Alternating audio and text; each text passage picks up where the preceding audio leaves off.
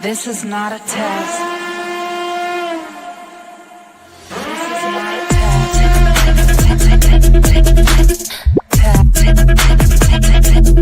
This is not a test. I don't know if you can hear me. This is not a test.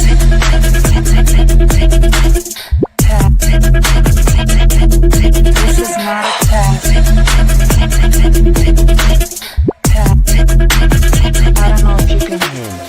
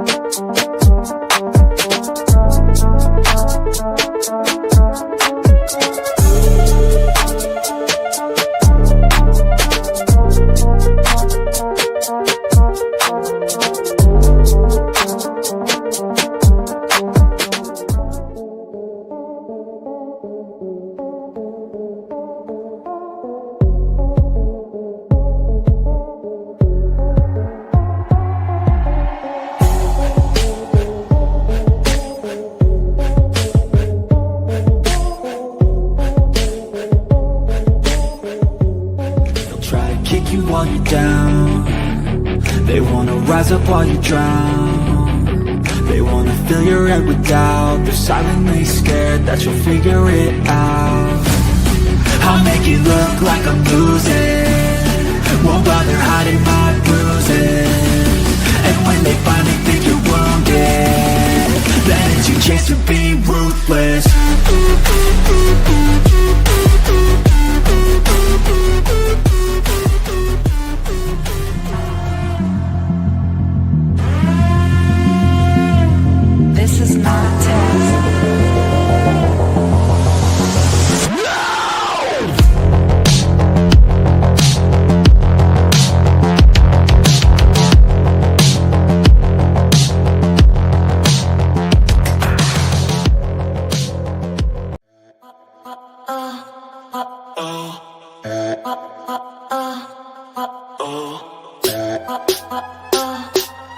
Alright, you have the right to remain silent. Anything you say and can will be used against you in the court of law. You have the right to talk to a lawyer and have the present with you while you're being questioned. If you cannot afford to hire a lawyer, one will be appointed to represent you before any questionings if you wish. Alright. You good, dude?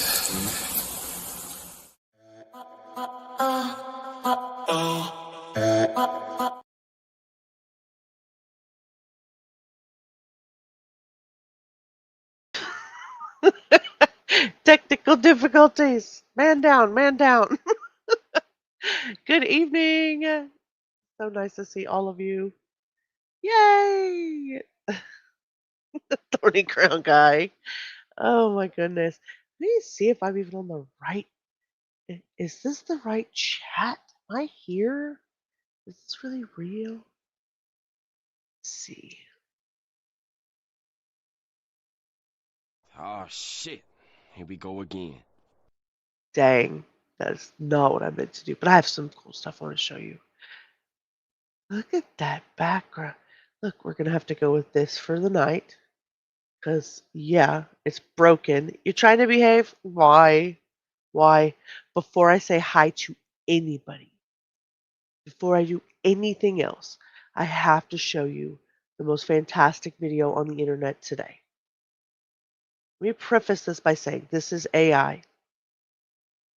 And that's where I'm going to leave it. All right, shoulders relaxed, arms across the chest, big breath in for me, and let it all go. Oh, there wow. it is, good. One more a little lower. Okay. Stay loose. Oh.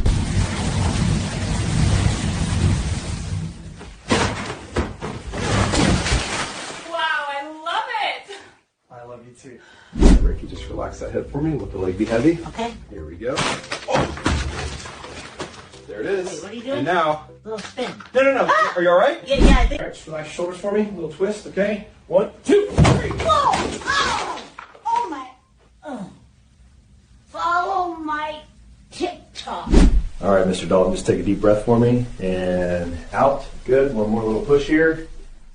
Oh, what in blazes? Oh, sorry, wrong tool. Tool, that was a. Just relax for me, George. Big breath in and let it go. Here we go. Ah, good Lord, what was that? Just a firm adjustment. Give that a second to settle. Feels like a truck hit. All right, Miss Dorsey, just take a deep breath for me. Let it out. Good. Nice and easy right there. And push. Ah! Whoa! Oh, my Miss Lord. Dorsey, you okay? The neck traction carousel. Trust me, it's science. Oh dear. Ready? Whoa, Here we go. Mercy. Feel that I'm stretch? feeling something. Little tap on the stool, that's normal. Ha! Watch the bones. All right, shoulders. It should be illegal. The video is so much fun. I should not be laughing this freaking hard. Everybody, welcome in all the True Crime Guardians and all of our friends. Today is November the 6th, Thursday, November the 6th. It's 7:45 p.m. My goodness. Okay, if you did not laugh, you do not have a soul. Oh, I'm so sorry. Okay, I'll stop. I'll behave. Let me go.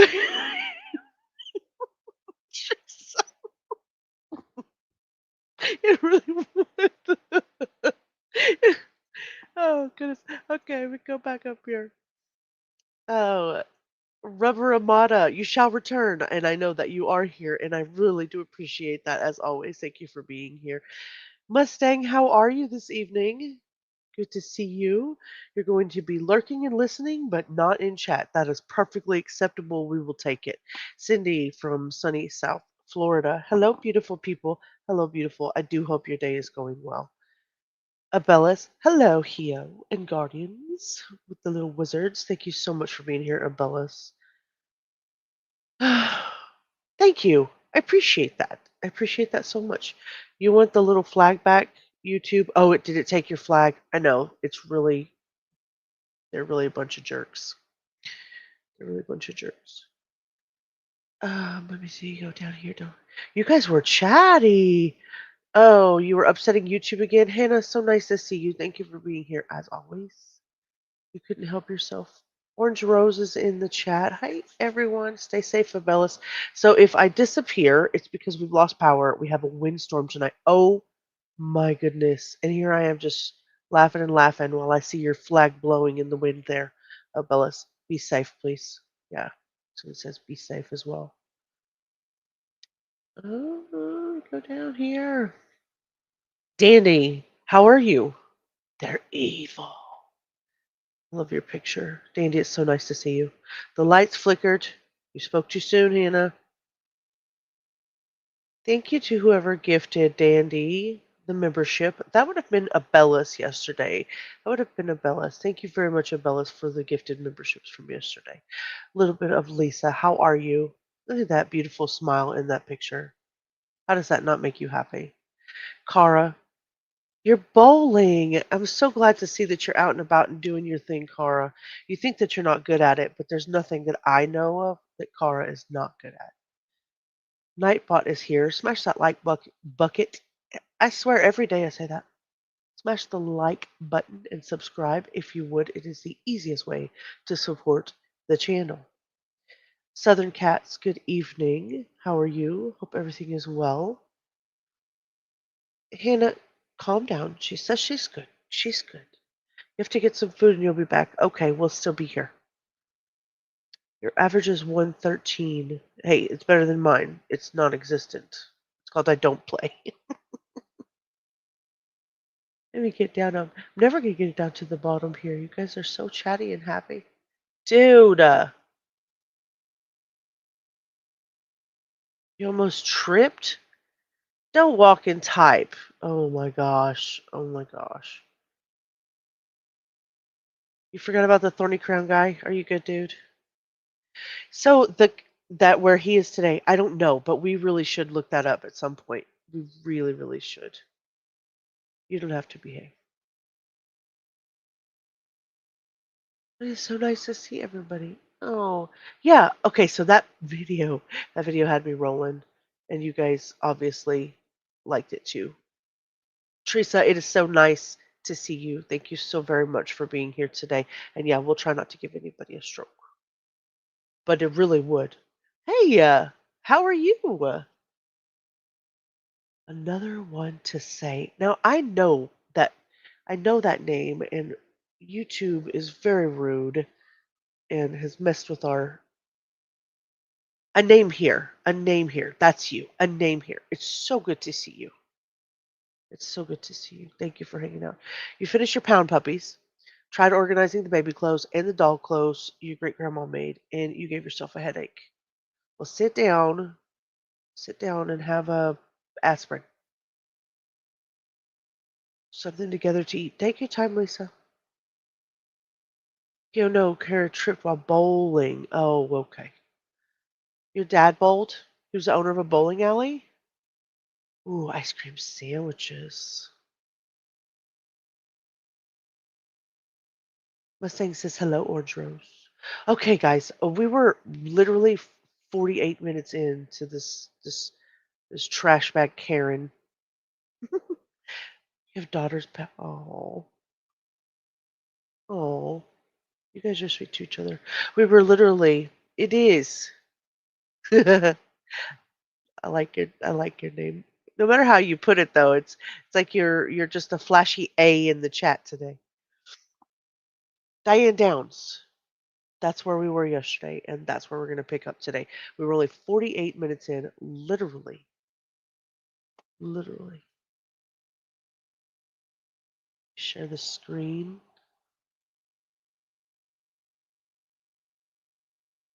Make it bigger. Make sure we got some captions on so we can complain. Oh, my goodness. Okay. So I'm putting her here. And I will try to be. I was told yesterday that I was very chatty and that I was displaying all of the comments, and I will probably do the same because I really enjoy reading every comment that you guys have in the chat because it means a lot. You're glad she goes by Diane, so she does not defile the beautiful name Elizabeth. Oh, Orange Rose, that is your name, Elizabeth. That is a beautiful name. Elizabeth Rose. I will not squirrel. I will not squirrel. Stop it now. No, Mr. Heo, Mr. Firelight's over there. He literally is snoring behind me.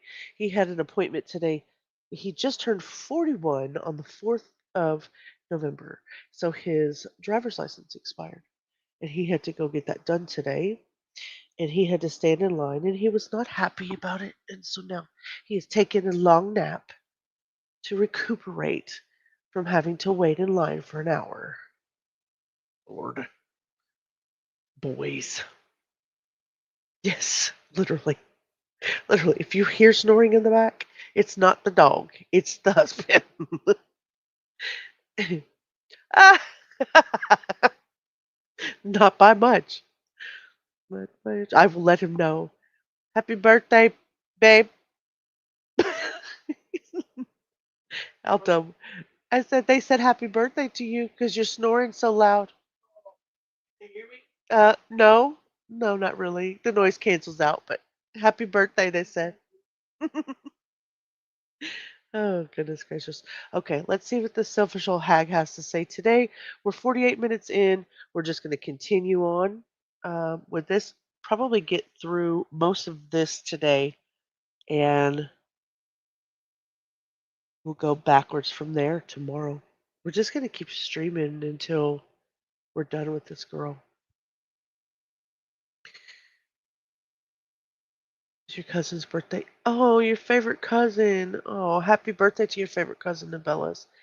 Thank you, Mustang. Mustang says happy birthday. Dandy says happy birthday. Southern Cat says happy birthday. Hannah and Abellis and Cindy and Orange and everybody. He said thank you. Thank you very much. All right, I'll hush a little bit. If you don't, what he told me was Susan Staffel, if you don't say this happened and then you look vulnerable, and then when you say no, that you didn't do the shooting, you're more believable. Yes. So yes, he was absolutely convinced that this needed to be said, even though it was a lie. And I told him, it's not fair. Why are you going to do this to my dad? He goes, well, this isn't about your dad, it's about you. And I said, no, because now you're turning my dad into some kind of a monster, and he's not. So this is how you know, I think in my mind, this is how you know that somebody might be fabricating a story, is not only do they tend to embellish the facts or the lie, they 40 years later, or even let's just say her defense attorney was, a year into the project with her, 39 years later, you remember exactly the conversation verbatim that you said with your lawyer who told you to lie about your dad and the assault, the SA that he made on you. I cannot tell you what I said yesterday. I can't tell you what I said yesterday, to be honest with you. Not verbatim. And I'm not saying I have a bad memory. I'm just saying verbatim like that. No, he said this and she said that and they said no. Not not often anyway. Maybe am I the only one? Maybe I'm just too busy.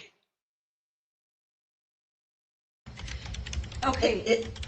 So you It still makes me angry. Still makes me angry. Okay. You understood though that you were under oath and you were sworn to tell the truth. Yeah. And that you lied under oath. Yes. Okay. Yes. Okay. Just like Kimber Morrison and Judy Patterson and all the rest. I'm sorry, I don't know what you mean. I'm sure my attorney right now is kicking the table. Well, what do you mean by Kimber? My son, SDD, told his nurses about the mean man who shot him. Over and over. He told several nurses about the mean man who shot him. And the prosecutor did not want the jury to hear that. And so that was ruled inadmissible. They could not hear my son say those things. his nurse, who wrote this down, Kimber Morrison, got up there and said and testified, Danny doesn't care about his mom. He never cared whether she showed up or whether she. And she swore under oath. Hello, you guys left and now you're back. Yeah, okay. just glitched for a moment. Keep going. Yes, you did. Yes, you did. Keep going. So she swore under oath that Danny did not care if I was there. He didn't care about me one way or the other. He never cried for me.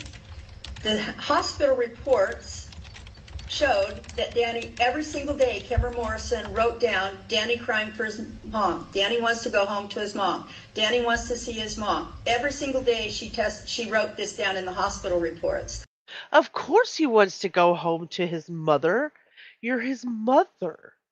And regardless of the things that our parents have done to us in the past, it is inherent that we love our parents. What kind of statement is this? Like, if he hadn't said that because I shot him, I shot him, he's not going to love me anymore. That doesn't work that way. It doesn't work that way. You're his mother. I like the way you called him Puggy. Ugh, called her Puggy. 'Tis the season. Exactly. Of course he still loves you. Of course he's gonna beg for his mother.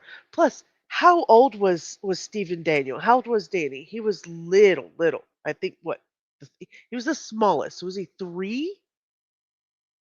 How many of us remember when we were 3? He ridiculous thought process. No remorse and no emotions, except for the narcissistic ones. I saw a small tidbit of one of the documentaries today that I can't play on here because they'll take it from me. But they said, Alexa screaming at me again. There she goes. Yeah, I think he was 3. I think he was like 3. But they said she was such the narcissistic killer that her children existed for her, not that she existed for her children. And that was the epitome, the explanation that I was looking for in my head to to try to tell myself, to try to explain to myself what it was about her that I could not freaking stand.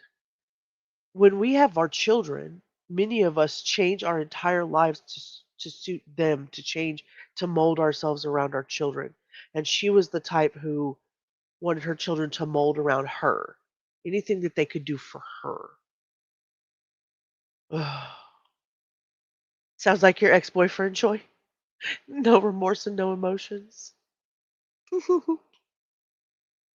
Oh my goodness. And yet she testified completely to the opposite. And my attorney did not question her, did not cross-examine her, did not say, oh, well, you said here, you wrote here, what about that? He just said, okay, good enough. Any questions, Mr. Jagger? No, we're good. So, and who was the other person? It was Morrison. Judy Patterson. Okay. Judy Patterson. And what was Yeah. your concerns about Judy? Judy Patterson, the night of the shooting, they did a gunshot residue test on my hands. That was in May. The test did not come back until August, and so they didn't know what the gunshot residue test was going to show, that I did not shoot a gun. So they were still going on their own premise of what they wanted, and you can't even be mad at them for wanting to believe that I did it. But Judy Patterson said 2 weeks later, before the GSR test came back and before they got the GSR test back, she said that I went nowhere near the bathroom. They questioned her a week later and she said the same thing. After the Okay, so I don't want to extract the exact trial testimony right at the moment, but no, the gunshot residue test on her hands did not come back positive. So the investigators did a gunshot residue test on her hands right after the shooting. The results came back negative for typical GSR particles on her hands or her arms. but it did not exonerate her, and investigators testified that the results were inconclusive rather than proof of innocence. Why? Because gunshot residue can easily be removed by something as simple as wiping your hands, driving, or having time pass before the testing. In Diane's case, she drove a significant distance to the hospital, 5 or 6 miles, handled the steering wheel. She could have wiped it on anything. On anything. I don't know if she knew about gunshot residue. I don't know the level of her intelligence on that. I have no idea. The Oregon State Police Crime Lab noted that her clothing and her vehicle showed signs consistent with close range gunfire, which contradicted her stranger attack story. So later, forensic testimony linked unfired cartridges from her house to the same weapon that fired the bullets. So that evidence weighed much more heavily than the residue test in her conviction. So ridiculous. Ridiculous. Ava, so good to see you. Nice to see you here. I'm glad you're here. She would rather be an author. All the stories she tells. Yeah, absolutely. That's what she wants to do. She wants to just tell her story. She wants everybody to hear her. It's all about her. It's all about her. Hers are not true stories. Yep, guilty. Do not pass go. You already hit the like button. Hit it again. Hit it again and again, Orange. Thank you so much. As a matter of fact, hit the like button 3 times total. 2 miles an hour to the freaking hospital. Exactly. Tell him Abellis. Not intentional, Ava. Not intentional. Know that. She drove back. She was going so slow it was practically backwards. Yeah, you're green. Yay! Thanks to Abellis. Abellis did that. You made it, Content Angel. It is so nice to see you. It's so nice to see you. I've missed you. I think her daughter testified against her too. She sure did. She sure freaking did. No? Am I stuffy?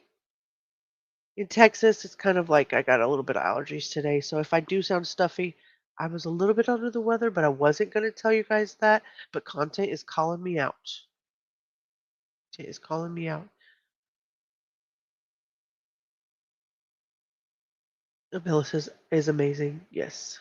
All right, let's get back to this lion heifer. The test came back in August, and then 1 year later, she got on the witness stand and she swore under oath that I asked for the bathroom. I went into the bathroom. I did not shut the door. I ran the water, and there was no drinking cup in there. Basically implying that I was washing my hands of gunshot residue, because by then they knew there was no gunshot residue on my hands. And so she swore under oath. Mr. Jagger, would you like to cross-examine? No, we're good. And we have the report. The report was right there. She was asked twice by the detectives, are you sure Diane went nowhere near the bathroom? I'm positive she went nowhere near the bathroom, and yet swore under oath that I did. Okay. And nobody contested it.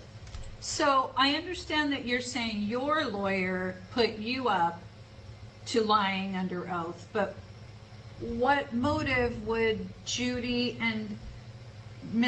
Patterson and Ms. Morrison have for lying? I don't understand why they would get on the witness stand, swear to tell the truth, and then under oath lie.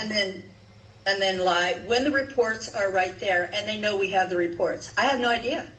I have no idea. My only guess is that the media was sensational and everybody was on board for Hate Diane, and they wanted to be part of the gang, I guess. I don't know. Some people just... Part of the gang or game? Either way, are you freaking serious? Classic narcissistic defense mechanism. Projection 101. If anybody wants to learn how to do blame shifting, you can look at this lady right here. She will show you. She will show you. Anybody who has pronounced narcissistic traits like Diane. Narcissistic, histrionic, and antisocial personality disorder. We talked about it yesterday. Being exposed or punished is intolerable to her self-image. She cannot be seen as bad. She cannot be seen as bad. She cannot admit. Admitting fault is ego death for her. Absolutely ego death.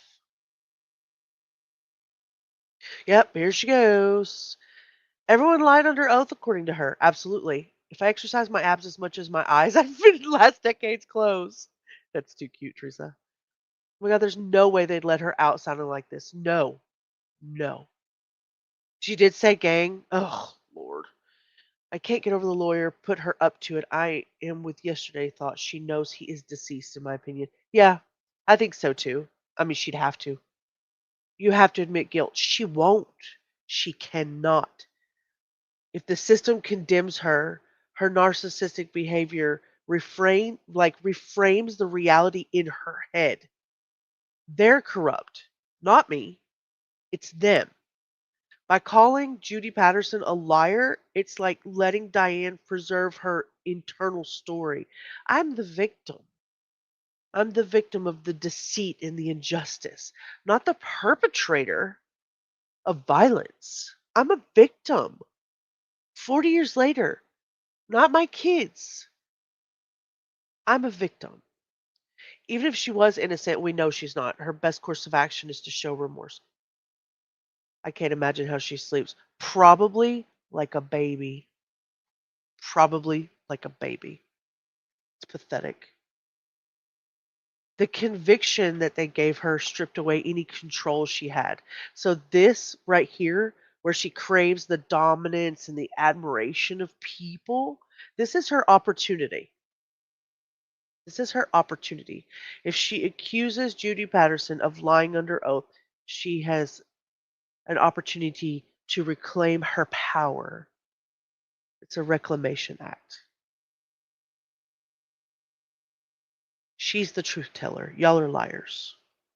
Y'all are all liars. You don't see what you see. You know, she goes over and over her story in her head. Oh, I bet she does. Exactly like a baby. Exactly. She's in her forever home if she can't admit guilt and show remorse. Actually, that's completely and 100% the case, Anna. Blame shifting. Blame shifting. 101. Don't have their own mind, they don't have their own spine. I don't know the answer. And they knew that apparently nobody was going to cross-examine them because nobody did. Nobody did. Jim Jagger did not cross-examine. You can read the transcript. Jim Jagger did not cross-examine either one of those women. He let them lie and he let it fly. So, just so I understand, you're How many times did she practice that line? She let it lie and let it fly. How many freaking times did she practice that line? What a psychological. Oh my gosh, she's a mess. She's smarter than we give her credit for, just in the way of she assumes that she's the smartest person in the room. So it's always going to be about anybody else but her. I can't believe what I'm hearing. It's really weird. It's just really weird to me. There are people who walk among us who are like this, pure evil, scary, but just glad we have each other in this crazy world. Yeah, but who knows who's sane? How do we determine who's sane? Heck yes. Wow, she looks rough. She sounds rough. Joy slept with us all. Thank you, Joy, for spending the night with us. Don't let her do that, Teresa. You stay with us now. It is typical of narcissistic people, sociopaths that you've known. Why do you know sociopaths, Ava? Steer clear, my sweet friend. Know your audience. Exactly. We're true crimers. We're going to sleuth and we're going to figure out that we're not the problem. You're the problem. You're the problem. Got a great tip from the weather people. Recommended actions for your windstorm. Secure loose objects. Wow, I would have never thought of that. That's funny. Or droves. And with the social media access we have now, she did not back then. We're able to see the patterns and call it out. Absolutely. Absolutely. She should be saying, I killed my babies, my greatest gifts. Instead, she blames others. I hope I'm sane too. I'm in Texas. I'm in Texas. All of the same people are here in Texas. We get bad winds here, and it's crazy the stuff you hear blowing around. Like my brain cells. So what she's trying to do is plant doubt among anybody that she can that's following the case. She knows that we're out here looking at this. She really does. She's written a book. She's done countless interviews over the years. She absolutely knows that we're out here. And this is feeding her narrative. She's persecuted by the corrupt justice system. It's drawing attention to her and sympathy, and it does in certain circles. She absolutely does have people, even decades later, when she writes letters and files motions and all that kind of stuff, she portrays herself as the wronged party, and there are people that believe her. There are people that believe her. You're saying that due to your notoriety, they wanted to jump on the anti-Diane Downs train and lie. Is that what you're saying? I just want to make sure I understand. I cannot say that because I've never had the chance to ask them why they would lie. My attorney did not cross-examine them. I can only say, Gosh, this girl, oh, this is gonna get annoying. And I feel like this is the reason that we only got through 48 minutes last night because we have to stop and we have to analyze this shit. Because if this happens in the future, if this happens again in the future, you guys have to be aware of what you're dealing with. You guys could all end up on a jury someday, faced with this kind of narcissistic, histrionic asshat from this kind of people. The lady just said, Hannah, I hope you fixed your problem with the smell. I hope you fixed.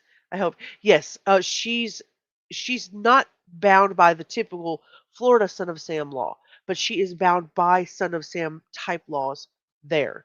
But I don't know how that was 40 years ago. So we'll have to look at that as we go.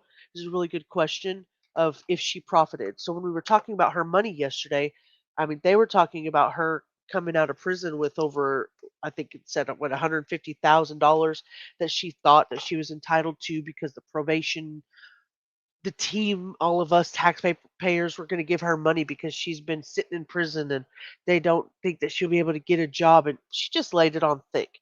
The girl's got money somewhere. She's got money somewhere, but she is bound by that law, those laws now. Just a matter of how long it's been in place. We'll have to look that up. No one could ruin anything about Dee Dee for me. Oh my goodness. Did you watch the movie? Well, definitely. I definitely think we're gonna do maybe a watch. I wouldn't call it a party. A watch something in Discord. I'd like to do that. You don't have to. You don't have to behave. I've already told you. One of my guilty pleasures: the Tacky movie and the Betty Broderick ones. I'll have to watch it. I'll have to watch it. All right, let's move on.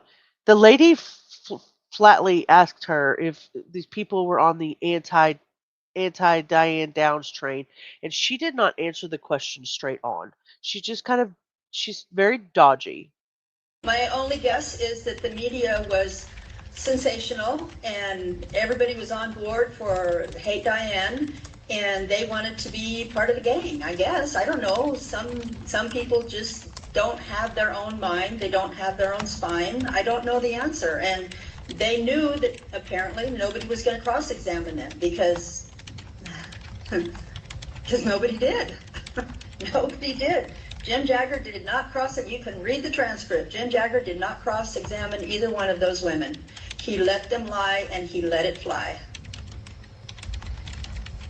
So, just so I understand, you're saying that due to your notoriety, they wanted to jump on the anti-Diane Downs train and lie.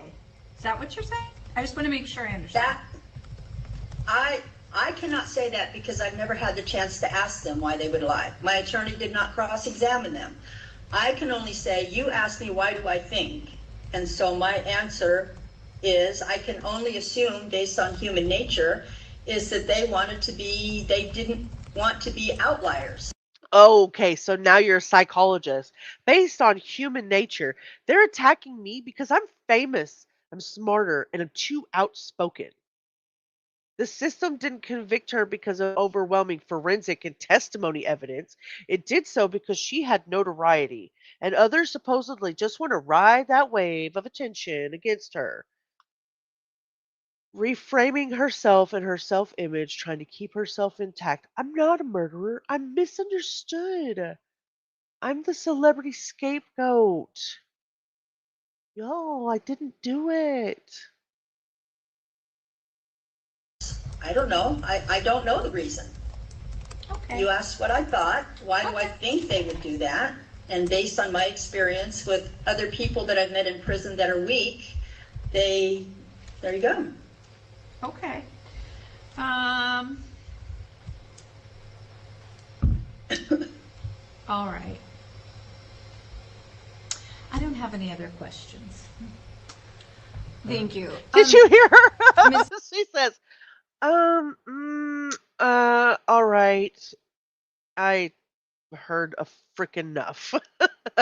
I have heard enough. Yeah, I've heard enough of your shit. Complete unknowns. Who thinks anyone is targeted? Exactly. So we've got a 14-minute one that we'll be able to see, and you're not going to be disappointed. I'll just put it that way. Miss Downs, okay, I want to just follow up so we're very clear. I understand you're saying you can't know for certain what these people's objectives were in providing false testimony, but I just want to clarify for the record, you're saying your attorney suborned perjury by asking you to introduce information that he knew was false. Is that correct? Wow, I never thought of it that way because, yeah, that's exactly what he did. What Let the me hell? write that down. I'll be right back. Oh, that laugh. Oh, that's gross. That was gross. The movie didn't show her narcissism? How can it not? Oh my gosh. He did. Jim Jagger did not cross it. You can read the transcript. Jim Jagger did not cross-examine either one of those women. He let them lie and he let it fly. So, just so I understand, you're saying that due to your notoriety, they wanted to jump on the anti-Diane Downs train and lie. Is that what you're saying? I just want to make sure I understand. I cannot say that because I've never had the chance to ask them why they would lie. My attorney did not cross-examine them. I can only say, you asked me, why do I think? And so my answer is, I can only assume, based on human nature, is that they didn't want to be outliers. I don't know. I don't know the reason. Okay. You asked what I thought. Why do I think they would do that? And based on my experience with other people that I've met in prison that are weak, there you go. Okay. Wow. All right. I don't have any other questions. Thank you. Thank you. Next. Ms. Downs, okay, I want to just follow up so we're very clear. I understand you're saying you can't know for certain what these people's objectives were in providing false testimony, but I just want to clarify for the record, you're saying your attorney suborned perjury by asking you to introduce information that he knew was false. Is that correct? Wow, I never thought of it that way because, yeah, that's exactly what he did. Let me write that down. I'll be right back. Okay, so he could lose his bar license for doing that, but that's what you're saying he did during your trial, correct? He has already resigned, and Oh, you so bitch. as far as I know, he doesn't even have a license anymore. I mean, Which is why you think it's okay to just throw him under the bus. You're trash. You're a trash human being. We already knew that when you shot your children, but you're still a trash human being. 40 years later, look at your eyes. You have dead eyes. She doesn't care. Yeah. Fucking wow. Wow.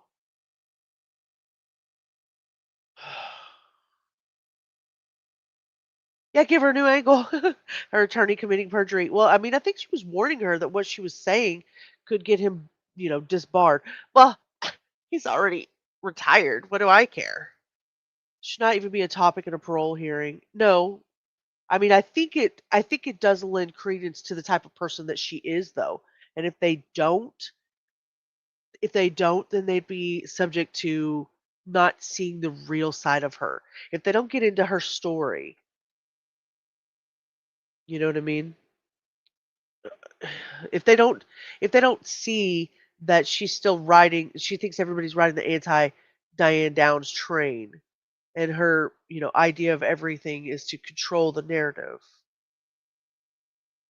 I mean, the irony of accusing others of lying while she's manipulating or attempting to manipulate the parole board. She's changed her story, she exaggerates her charm, she plays coy all the time. So when she's accusing others of dishonesty, it really makes me feel like, oh, she's describing her own behavior, like trying to flip the script. She's gross.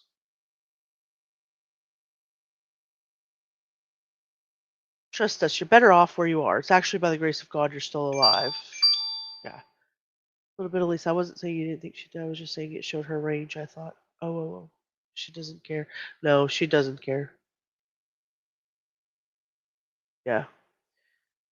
Good. Did it already come back? We were checking on that yesterday, and it said that it didn't come back. But just in the short time period that we've been listening to it, she's definitely lost her bid for anything, for human existence. She shouldn't be out ever. I don't even know that she should be out working in the pods or doing things for other people and corrupting these people that may actually be able to rehabilitate in prison. I think we should I think I should write to them and tell them, be careful, don't let her corrupt everybody else. 40 years in prison and all her manipulation tactics shows that her ability to corrupt the other people in the pod is probably 100%. When you resign, I think you have to re-up it. I don't know. I'm not out there. All I can tell you is I did not shoot my children. My attorney should have represented me to the best of his ability. And I don't know that he did or that he didn't. I don't know what his abilities were.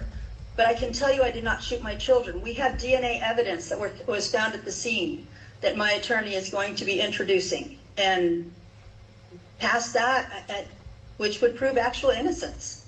Okay, so you're saying you don't know if he did or he didn't represent you adequately, but you're also saying he suborned perjury, he failed to cross-examine witnesses, he failed to present any, I think, rebuttal testimony of a medical expert, correct, despite the fact that you're saying there was doctors contemporaneous with this that disagreed with the state's expert witness, correct? I'm not saying that. I don't even know what suborning perjury is. I've never thought about that. All I know is what involves me. I know for a fact I did not shoot my children. I know for a fact that there's DNA evidence found right next to the chewed gum and beer cans, right next to the murder casings on the roadway that were found and admitted into evidence, Exhibit 15, that my attorney is going to have tested for DNA. That should find the person who actually did this. I know that my attorney, according to the prosecutor in 1991, my attorney agreed with the prosecutor to withhold fingerprints from the judge, from me, from the jury, from the media. That's in Fred Hughey's, Prosecutor Hughey's, he testified to that under oath, that he and Jim Jagger agreed together to withhold that evidence from the court.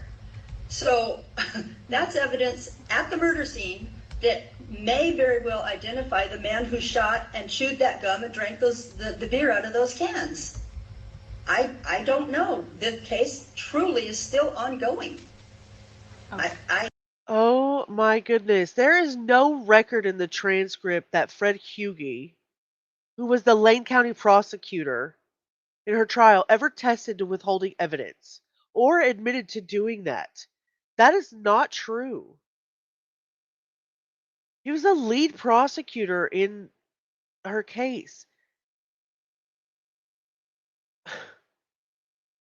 His role was to prove guilt beyond a reasonable doubt. Why would he get up there and say he withheld evidence instead of just following a prosecutorial procedure of the time? What the heck?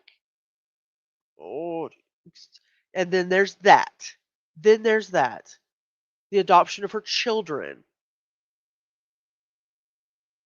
YouTube's annoying you? I'm so sorry. So sorry.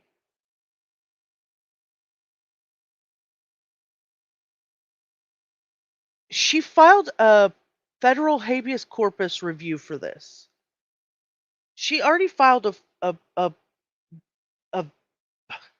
she already filed a federal habeas corpus review for this. There was no finding or acknowledgement that the evidence had been deliberately withheld by Hughie or anyone from the prosecution's team.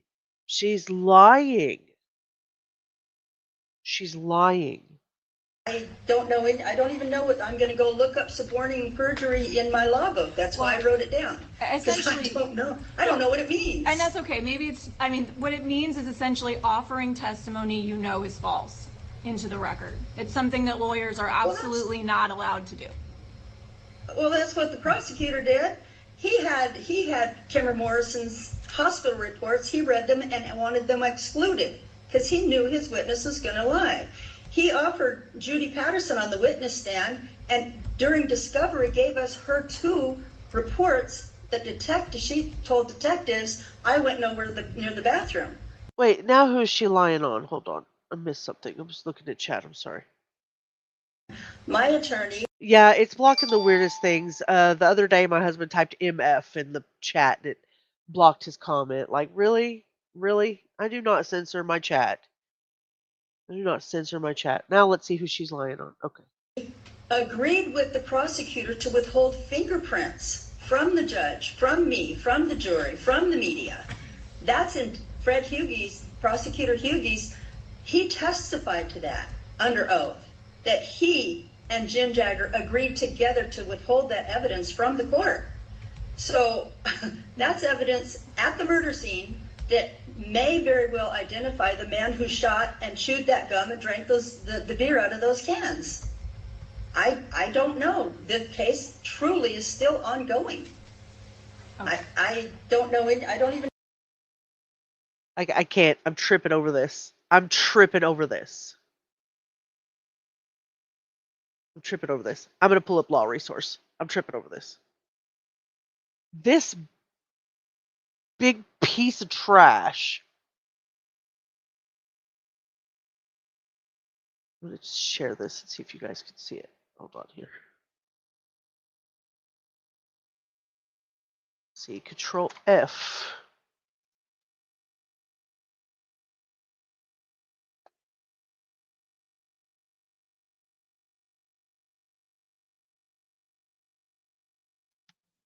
I want to pull it up. Maybe it's not. It'll recognize individual words here. I'm stuck on this here. After examining the briefs and appellate record, the panel has determined unanimously that oral argument would not materially assist the determination of this appeal. The case is therefore ordered submitted without oral argument. Okay, then we go down here. It's not showing me the rest of it. This is the case right here. United States Court of Appeals, 10th Circuit from February 6, 1995. And in that it says, and I can't find it here, but I will find it if I have to cite it. It says, we affirm the district court's dismissal of Downs' actions for failure to state any claim upon which relief could be granted. Her habeas corpus was not granted. Downs has not accepted responsibility for her crimes of conviction and maintains to this day that state authorities framed her. Thus, she did not establish reasonable cause to believe that she is no longer dangerous. She's gross. We're going to continue to watch and see who else she lies on, and then we'll rebut that as we go. I did not realize how interesting this was going to be. I'm going to be completely honest with you. I thought we'd get through this 4 hours and that would be it and would be over with and we could go backwards from there. This lady is a whole ball. Like, we have to unpack everything because she lies so much. What happened, Orange? I know I voted to go over the case, but this is hurting my heart. I'm so sorry, Orange. It is a heartbreaking case. It really is. And we haven't even gotten to the part where her children have testified against her and what has happened to them over the years and the surrogate baby she gave away. Well, which is not a baby. They're all grown now. They're all grown. Yeah, I agree. How sorry you are, how safe you are, how much you want to give back. Absolutely. Yeah, I agree. This is a new case to you, Ava? I'm glad you're here, Orange. I'll give you lots and lots of virtual hugs. Lots and lots of virtual hugs. This is safe as I can make it. You know what I mean? Because true crime is dirty, it's grimy, and these are real people. These are real people. And that's a lot of times what happens in true crime. We get caught up in the sensationalism of just the fact that the trial's out there. It's 40 years worth of things embellished into, forensic files, investigation, discovery, Dateline, some of these things that they don't get into the grimy and the dirty, otherwise they wouldn't let it on TV, right? And in YouTube, you can only go through so much. I still can't go through the details of the case in depth because it would be too much for all of us. This case is dirty. She's dirty, but it's as much of a safe space as I can give you. Know what I'm going to go look up suborning perjury in my law book. That's why I wrote it down. 'Cause Essentially, I don't know. I don't know what it means. And that's okay. Maybe what it Hi, means is essentially Danielle. offering testimony you know is false into the record. It's something that lawyers are absolutely not allowed to do. Well, that's what the prosecutor did. He had Timber Morrison's hospital reports. He read them and wanted them excluded because he knew his witness was going to lie. He offered Judy Patterson on the witness stand, and during discovery gave us her 2 reports that she told detectives, I went near the bathroom. The prosecutor offered the evidence too that he knew for a fact was not true. Okay. So is that suborning perjury too? I don't know. Yes. So I just want to clarify, both your attorney and the prosecutor, Mr. Hughie, I don't know if I'm pronouncing that right. Both of them offered testimony they knew to be false, and it sounds like the prosecutor also withheld exculpatory evidence by keeping out, your son's statements. Yes, is that correct? That he got the court permission to do. Okay. The court, Judge Foote, agreed to withhold Daniel's statements from the jury. Okay. That the judge knew about. And then it sounds like at least 2 witnesses, Ms. Morrison and Ms. Patterson, also provided testimony under oath that you're saying was false, correct? If you're going to keep the record open, I'll send it to you. Wow. That's what you want. It's not me saying it. Okay. Yes, it in the is. transcript. It's in the police reports that were discovered to us pre-trial. No, it's not. Okay. Everybody knew this. Everybody except the media and the judge. You're the only person that knew this because you're the only person that has said it. You can search the transcripts up and down. You cannot find this. You can find where the narrative says that you talked about it, you made it up. That Fred Hughie did not testify to withholding evidence. No court found prosecutorial misconduct. That claim stems solely from Diane Downs, her own accusations, not from any verified record. Just putting that out there. Not one single bit. Not one single bit, Danielle, has she changed. It is so good to see you. Mods, if you'll do me a favor, please drop Danielle's. Um, I'm sorry, I'm so mad at this heifer. Please drop Danielle's channel in the chat, please. If you have not subbed up to Danielle Siobhan, please do so. Her coverage of Sarah Boone is amazing. She's also doing some work with Tanika 2 Cents. It's been an amazing coverage of Sarah Boone and all of the things Sarah Boone in the earth, in the realm of Sarah Boone lately. She's totally gone through all of that with Tanika and a couple of other creators that I cannot keep up with. They're growing exponentially. So please put her in the chat so everybody can go sub up to her and watch her coverage. I think you're doing Donna Adelson as well, aren't you? Love you to pieces. Doing Donna Adelson too, right? Hannah, are you okay? Where did Hannah go? What did I miss? She's full of bullshit. Yes. Yes. Look what I got. Let me see if I can go down here through this.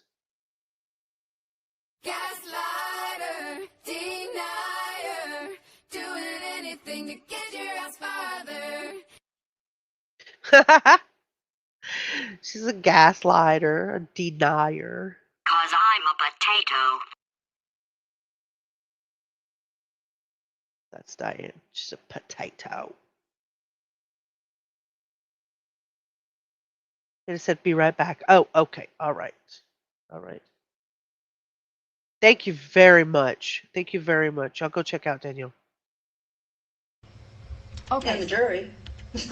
So I want to, we've kind of gone into a specific area, and we're going to talk more about your crimes of conviction a little bit later, but I do have just kind of one question that relates to your growth during your incarceration and potentially programming. Have you identified any weaknesses about yourself that you think you need to work on? Either through programming or through, activities or any, have you at any point during your incarceration identified anything? I recognize weaknesses in myself regularly.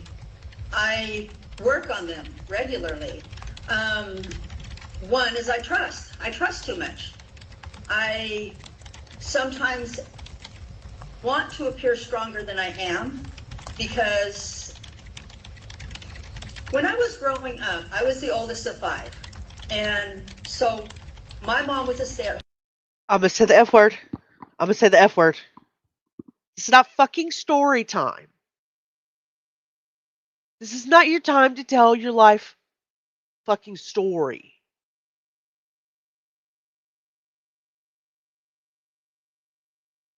When Diane became eligible for parole in December of 2008, she appeared before the Oregon Board of Parole after serving 25 years of her life sentence. At that time, and up to now, she continues to insist that she was innocent, repeating her bushy-haired stranger story and alleging conspiracies by prosecutors and investigators.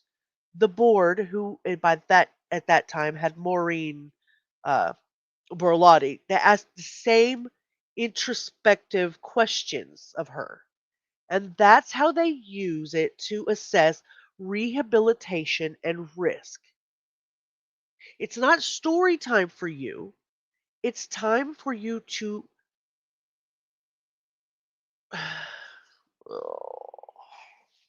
it's time to use introspection and ask yourself the questions. When asked directly whether you have recognized any personal weaknesses or areas for change during incarceration, you laughed. Dismissive chuckle, if you will, but stated in 2008 stated she couldn't think of any. No acknowledgement of accountability, no remorse, no self-critique. In 2008, the board wrote, and I quote, "The inmate continues to present as highly manipulative, lacking insight into her behavior. Her demeanor suggests she does not accept responsibility or understand the impact of her actions." That laugh, if I've got to throw something.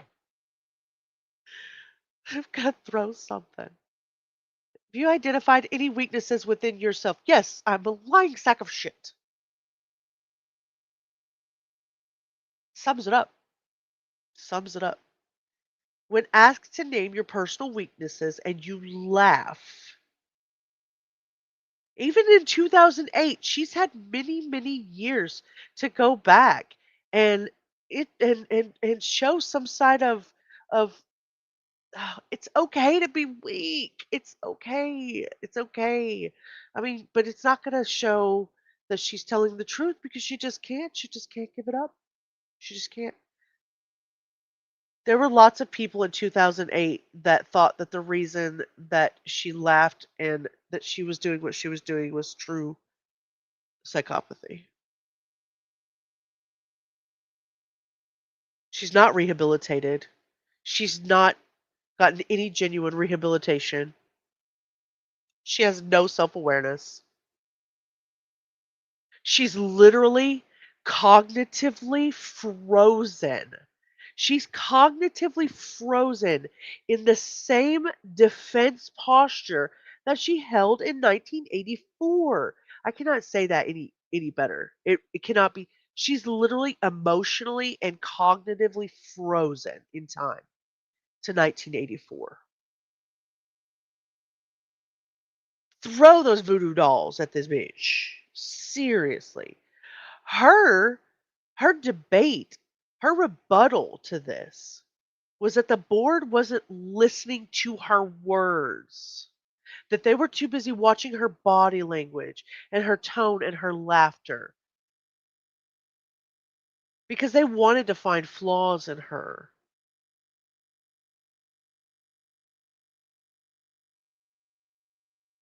Home mom. My mom never left us alone. She was always there with us, but I felt within myself that I wanted to help my mom.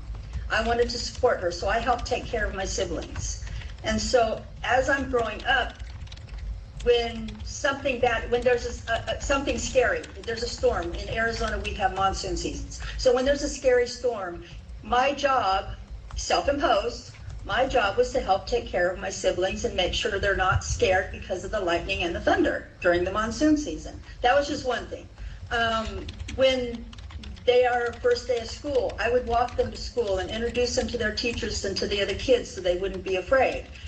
Those are some. Nobody cares. Nobody cares. Nobody cares. Nobody cares. Nobody cares. Self-imposed things that I do to myself, which they call in prison codependency. You want people to feel, I want people to feel safe and comfortable and not stressed out. So, when my kids and I were shot and we were at the hospital, the detectives are asking me these questions and they have these very worried, concerned looks on their faces. Bless their hearts. I'm glad that they were worried and concerned. My job, self-imposed, was not to make them freak out, to make them feel calm, to make them feel like it's going to be okay. We have it under control. We're a team. We're going to be able to do this. And so I don't panic. I don't lose control. I don't fall on the floor crying and doing all the things that people think that I'm supposed to do. No. See, that's the problem. That's the problem, and that's where that's the outlier right there. You are the person who thinks that you need to act the way other people think you need to act because you don't have any self introspection. You do not know what the hell you're talking about. It's stressing you out, Teresa. Freaking nerve, yeah. Donkey. Hee-haw.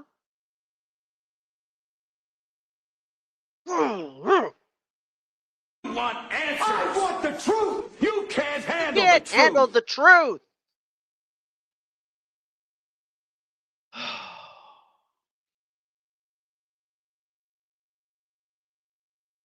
This. It's wacky nonsense. I've learned this about myself. What I wanted to do was just scream and kick and well, I kept running into the trauma room and they kept kicking me out. But that's what I wanted to do. I wanted to run into the trauma room and do something to fix it, to tell the doctor, what can I do? Is there anything that I can do? And they kept kicking me out, giving me back to the detectives. And so my job now, don't fall apart. Keep calm. So I've learned these things about myself. That's just one thing. I've learned lots of things about myself. And have I fixed it? I don't know that you can ever really fix it. I'm sure I'm going to need counseling, and Dr. McNeil has graciously. You had 40 years to get counseling, you bag of snot. You freaking talking about? You're talking about the rest of your life. You want to get out of prison or you don't. Freaking shit. Accepted me as a client when I get out to meet with her on a regular basis because the world has changed out there. And I'm sure I'm going to need lots of counseling. And I don't mean just from prison, because prison's actually been very educational. I've learned things when I see other people doing things, like being impatient. I always ask myself, do I do that? Because that's really dumb. I mean, impatience, it's going to happen when it's going to happen. I told my roommates this morning, they said, Diane, you got this, you got this. And I said, it's going to be what it's going to be. The Creator has his own plan, whatever the plan is. And I accept that. You can't stress out over things that you can't change. That's always been my nature. That's always been my first nature. Unfortunately for me, sometimes that means that I will walk away from something if there's no fixing it. Like relationships. I wasn't obsessed with one man. The prosecutor out of one side of his mouth says she had 4 boyfriends and she was obsessed with one. How does that happen? How does that, I don't understand how that could even happen, but that's beside the point. So yes, there's things that I found about myself. I am and have always been codependent. Am I still? No. Now when somebody comes and says, Diane, can you come and do my laundry at 6 o'clock at night? I don't feel, I'm tired, I worked all day. No, I cannot do your laundry at 6 o'clock at night. I worked all day too. So I have learned these things about myself, that those are weaknesses. I consider them growing up as strengths because I'm strong enough that I can do it. They're not. You don't have to fix everybody's problem. Yeah, you do. Yeah, you do, ma'am. You think that you do. I'm a fixer, nurturer by nature. I have to fix everybody's problem. I have to be in control of everything. I have to know what's going on. Yes, ma'am, you do. You do. At least know yourself. If you're going to lie to all of us. Rubber!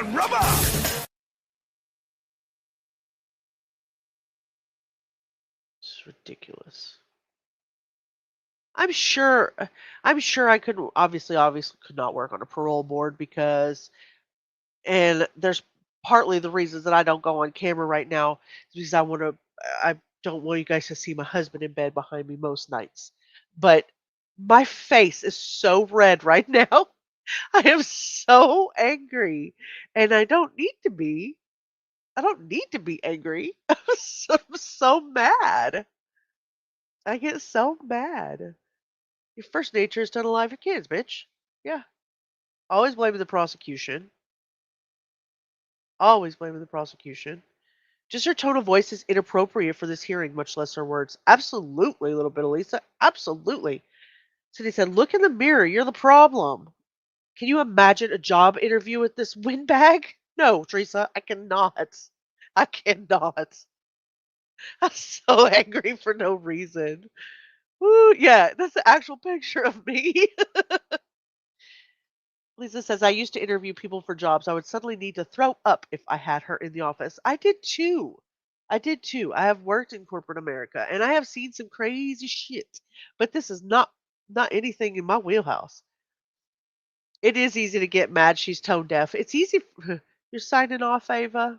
All right, sweet pea. We'll see you soon. Thank you for coming in. Good night, Ava. Sleep well. Teresa said, or Cindy said she'd be right behind you, Teresa. I've taught my roommates to say, if I didn't break you, it's not my job to fix you. And I believe it. I believe it. So yes, there are many things that I've learned in prison and from these groups, and simply by observing around me. If I see something that is just absolutely crazy, I always ask myself, do I do that? Because that's really stupid. There you go. Okay, great. I just want to clarify, you were mentioning how you were behaving in the hospital just a moment ago. Ava, Go get flat. Go do what you need to do. Go take care of yourself. We'll be thinking about you.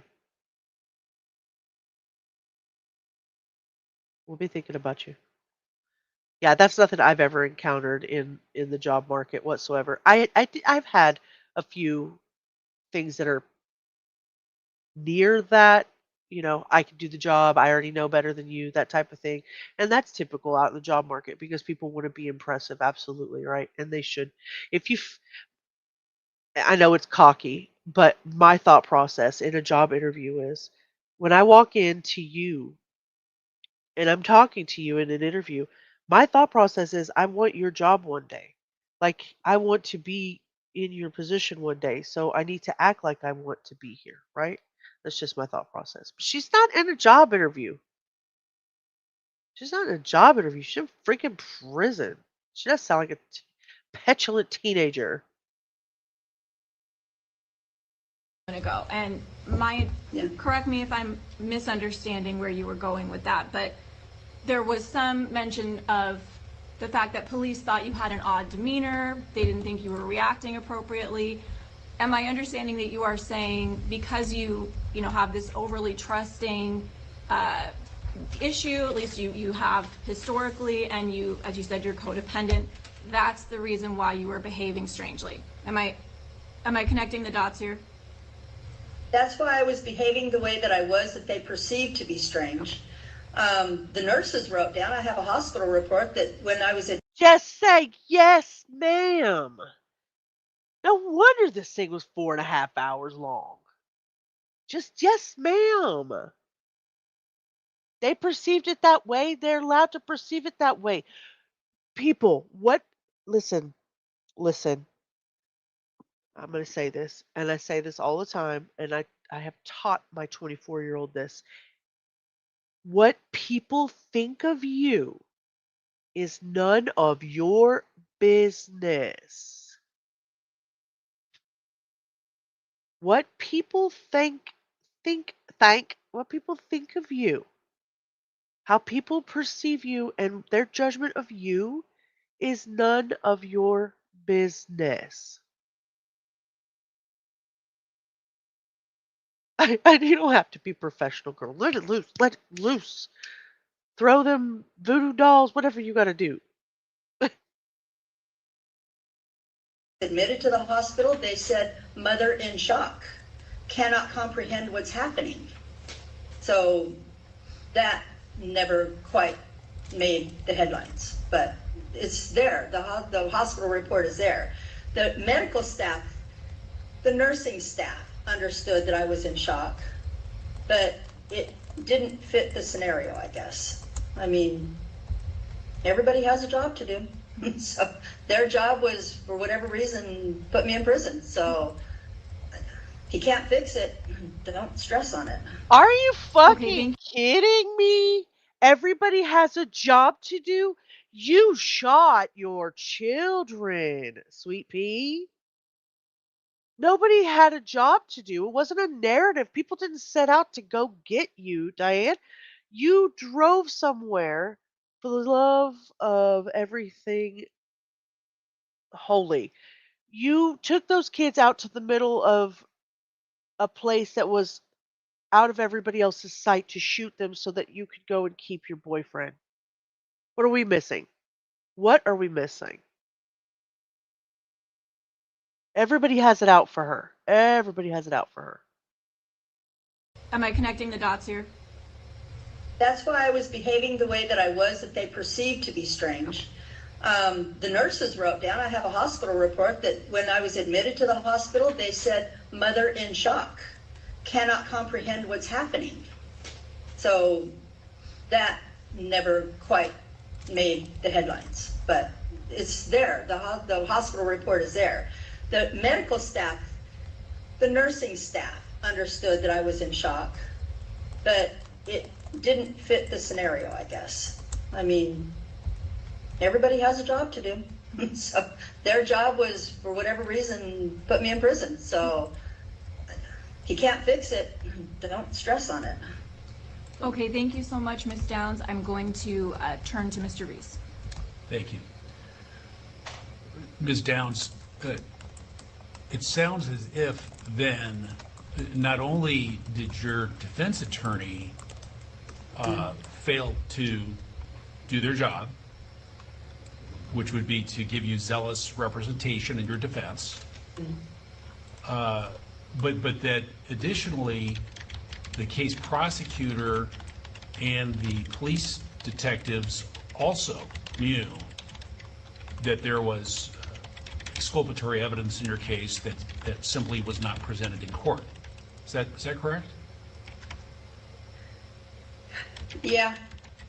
I know we are not supposed to be retrying the case, but 15 years in 1998, 15 years after the trial, Judge Haggerty issued a subpoena, was the first judge to issue a subpoena to order the state to give us their police reports. 4,700 documents we were given that we had not received. So it's not just me, it's not sour grapes. This is me living this case for 42 years and being on the front line and knowing exactly what was withheld and what wasn't withheld. We got a report in the shooting was in 1983. We got a report in 1998 withheld by the police. We made three motions for discovery. This report was not given to us until 1998 that shows that 2 days after the shooting, somebody called the police and said, "We know who shot the Downs children. He's a Free Soul affiliate. Call me at this number." They never called. The police never called that number. We were not given that report. That's exculpatory. The state had a... No.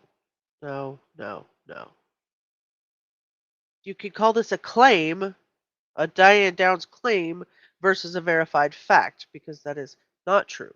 For her to say that they had 4,700 documents that were never turned over to the defense. The federal appellate court records show she claimed some 100 leads in the sheriff's files that were withheld. The court found the claim speculative. There was no material evidence to turn over. They didn't overturn the conviction because it didn't happen. You keep claiming prosecutorial misconduct because the guys... When somebody repeatedly claims like all of the evidence was withheld, it serves two different functions to me in my thought process. Just in a normal case, not just Diane Downs. She's trying to reinforce her victim narrative. They targeted me. And the deflection for personal responsibility, which we know is Diane Downs. It wasn't me. It was the system. Because the court did not find a Brady violation, the case remained legally closed. That's it. Shh. Yeah, shut up. That's it. She insults everybody. There's nothing exculpatory. Nothing. If that were true, she wouldn't be telling it now. She tried to go and tell it then. She tried to go tell it on the mountain. Responsibility to give it to us. Mr. Jagger asked for it 3 times. The judge said, finally, Roy Pond, Detective Pond, took the witness stand, and the judge, he admitted that he withheld evidence, that he destroyed evidence, that other detectives... Whoa. Wait a minute. Girl, hold on. You're talking too fast here. Hold on. Ms. Downs. Hi, Whitney. It sounds as if then not only did your defense attorney fail to do their job. Exactly. I'm looking for the name she used here. Representation in your defense.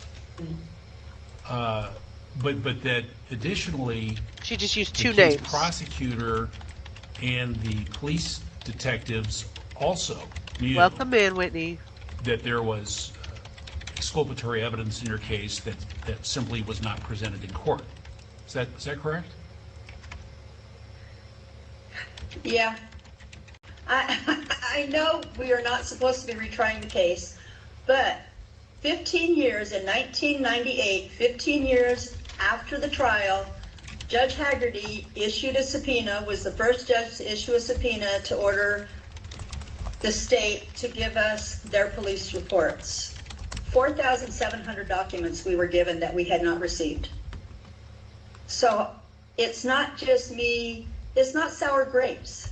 This is me living this case for 42 years and being on the front line and knowing exactly what was withheld and what wasn't withheld.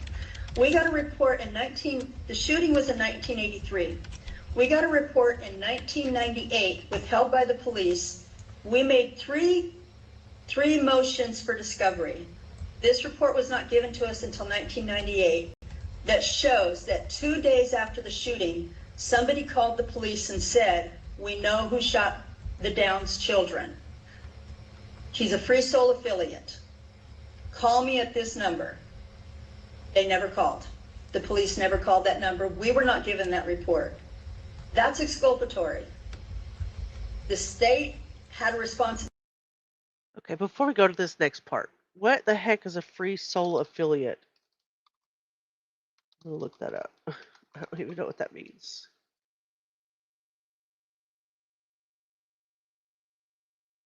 You headed out, Cindy?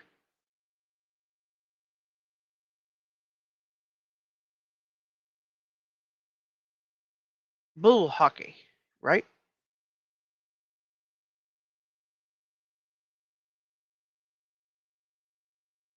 Let's see. A Free Soul affiliate seems to refer to being an affiliate of the brand Free Soul, a female-focused wellness and nutrition company, even in 1998? Is that what that's referring to?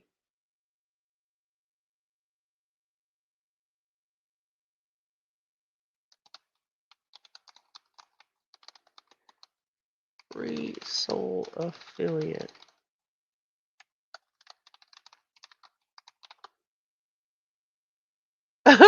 She thought you were.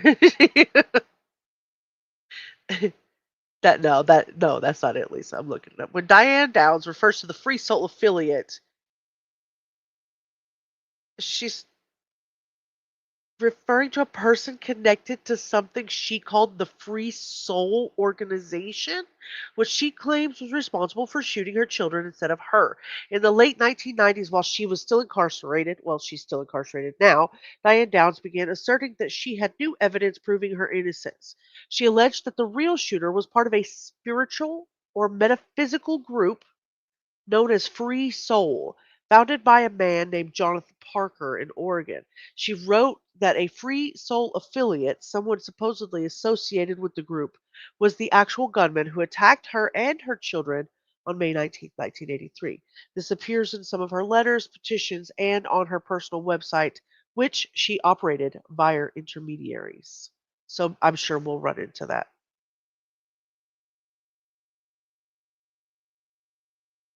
Wow. So it's still a legitimate nonviolent spiritual and self-awareness group to this day that's based in Oregon, found in the 1960s. It promotes meditation, intuition development, and soul energy exploration. It's not linked to violence or criminal activity, and there's no record in any court law enforcement file or official investigation connecting the Free Soul Institute or its affiliates to Diane Downs' case. Wow. Wow. I never heard of that before either. Glad we figured that one out. I'm sure we'll run into it with their filings and crap. Sounds like an MLM scheme. That's what I thought at first. I was like, what? Yeah, that was what I was thinking. Yeah, that one was founded in 2016. No, this is from the 60s. So yeah, well, I think we figured it out now. I think we got it now. There was something like Amway or one of those companies. Wow. So they were like souls. So they were like souls. Okay, Cindy, enough. Scared me. So she reinvented the bushy haired stranger story into a complex conspiracy to add to her narrative. So when she wasn't given what she needed from people, she had to add the spiritual or cult like thing to it, the element that would sound like it was like, oh my gosh, this is so bad. This is the people who did this. You're going to have to reopen the case. You're never going to believe it. You're never going to believe it. It wasn't me. It was a hidden network. I was the victim. That's still the same narrative. That is crazy to me. Yeah, she can't keep her story straight. I can't keep her damn story straight. Jeez. Ability to give it to us. Mr. Jagger asked for it 3 times. The judge said, finally, Roy Pond, Detective Pond, took the witness stand, and the judge, he admitted that he withheld evidence, that he destroyed evidence, that other That's what I was looking for. So Roy Pond, the judge admitted to withholding. I'm writing this down. Withholding and destroying evidence. I'm going to let her go on while I look this up to see if this can be validated because I do not think so. We'll see. detectives destroyed evidence, and the judge said, wait a minute, I want to question this witness. Under voir dire, the judge said, are you telling me then at the time that you were investigating this case that the evidence, the reports, proved this woman was telling the truth? And he said, yes. He said, when did you stop investigating? And then then the judge asked my attorney, oh, he said, and I kept investigating the reports until Sergeant Hintz ordered me to stop investigating. The judge asked my attorney, do you have a question? He said, yes. When was that? 2 weeks after the shooting. Then what happened to you? Then he was sent to work as a county jailer at a... Wow, she's so full of this. Yeah, 1983. I'm having that same painful like thought process. That's why I'm having to look everything up because, well, obviously we can't question Roy Parnell. So he was the Lane County Sheriff's Office evidence technician and investigator and handled the physical items from the Diane Downs case. His name is all over the evidence logs and on the documentation logs from Oregon State Police from all of the early parts of the investigation. So she has said that Roy Parnell admitted to withholding or destroying evidence that would have proven her innocence. According to her narrative, Parnell destroyed boxes of evidence or forgot to log materials that would have supported her free soul affiliate theory. There's no verified transcript, no court transcript, no sworn testimony, or law enforcement document in which Roy Parnell ever admitted to destroying or withholding evidence. It cites 3 different things that I can go check just to look. State versus Downs, no mention of withholding evidence in the 1984 hearing. Downs versus Hughey, no evidence in her 1990s habeas corpus filings where she alleged that they suppressed evidence, but the court ruled that there was no showing of any such conduct and dismissed it. And no Oregon Department of Justice or Lane County Internal Affairs record that ever showed anything of the sort.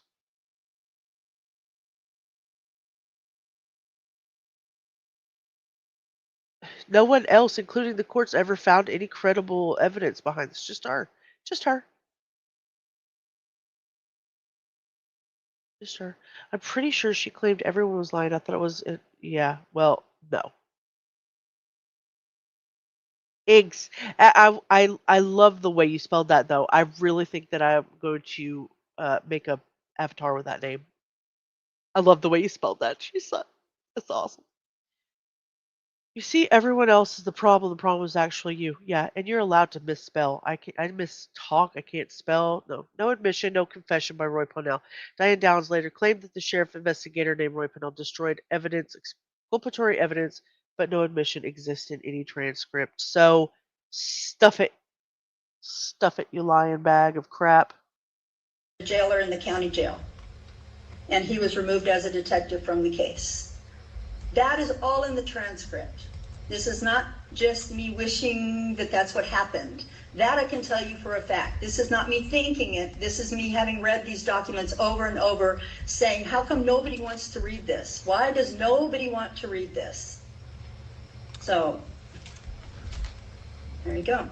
Okay, so just to kind of take you back to where we were, was really at the time of the trial is that I was talking about, because I just want to make sure I understand what you were telling Vice Chair Cleaver. At the time of the trial,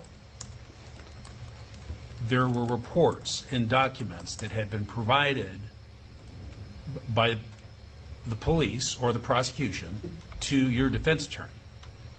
Yes. That, Three of those documents, 3 of the police reports. Go ahead. okay, and those could all be said to be exculpatory, and Yes. witnesses testified contrary to what was in those reports. So I just want to, because if that's the case, then that meant that the police and the prosecution, as well as your defense attorney, at the time of the trial, all knew that this testimony was contrary to what was in the reports, right? That's correct. Okay. But we're not we're not putting them on trial. It's too late. There's nothing that can. I am not out to get the prosecutor. That man. I am probably the only person on this planet who likes Fred Yugi the only person in my family. My dad hated Fred. I respect Fred. I support Fred. He and his wife, Joanne, did not want children. Nobody cares.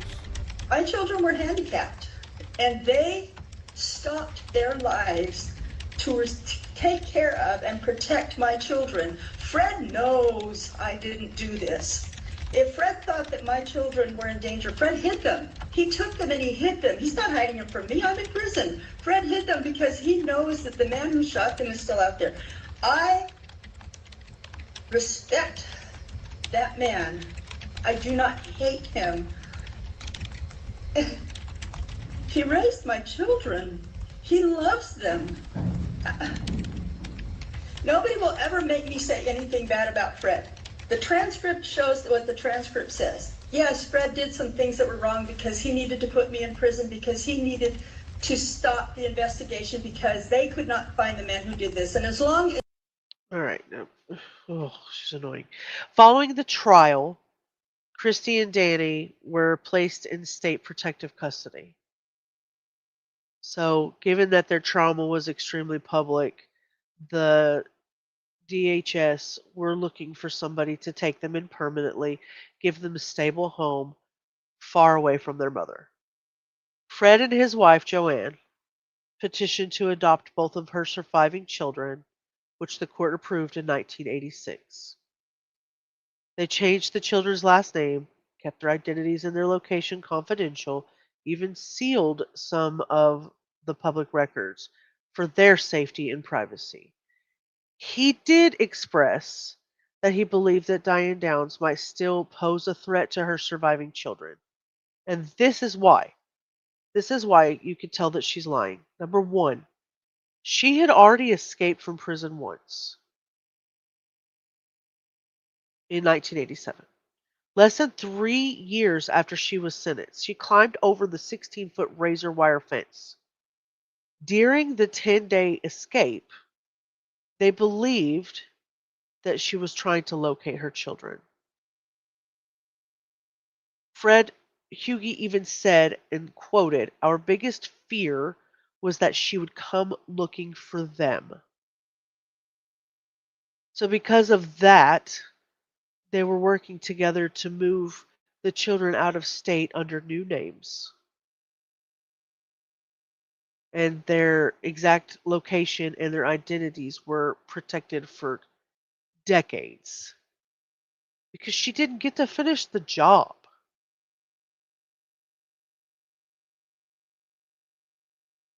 She's pathetic. Hughie and his wife, they didn't just adopt the kids because they had like a legal duty to do so. They did it out of compassion. These children were suffering from significant trauma. Christy testified at 9 years old against her mother about how Diane had shot her and her sister and her brother. It wasn't just about hiding them. It was like trying to give them a chance at a normal life without the media hounding them or any kind of emotional manipulation from this trash bag. He said many times we just wanted them to have a chance to grow up in peace without reliving every day what happened.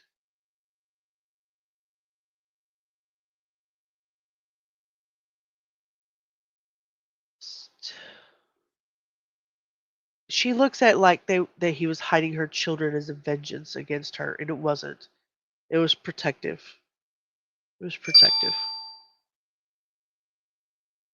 I think the motive behind what he did was strictly for the safety of the children, for their stability, to give them a fresh start for two kids that are probably to this day, as adults who were traumatized by their mother. We'll see them throughout the interviews and stuff like that as we go through, but yeah. Delusional is, yeah. You ran out of words for her the same year he adopted them. Exactly. She just escaped. She wanted to finish getting rid of them. I've been waiting. I've been waiting for this. She wanted them too. She's more than delusional. She's pathetic. You're listening, but you got to do a few things. Okay. It sounds like it sounds like they rearranged all aspects of their lives for the children. They had children already. They might have. I don't know about that aspect of that. I think it would have been really scary to know that she escaped from prison and then she, was out looking for them. How scary. Yeah.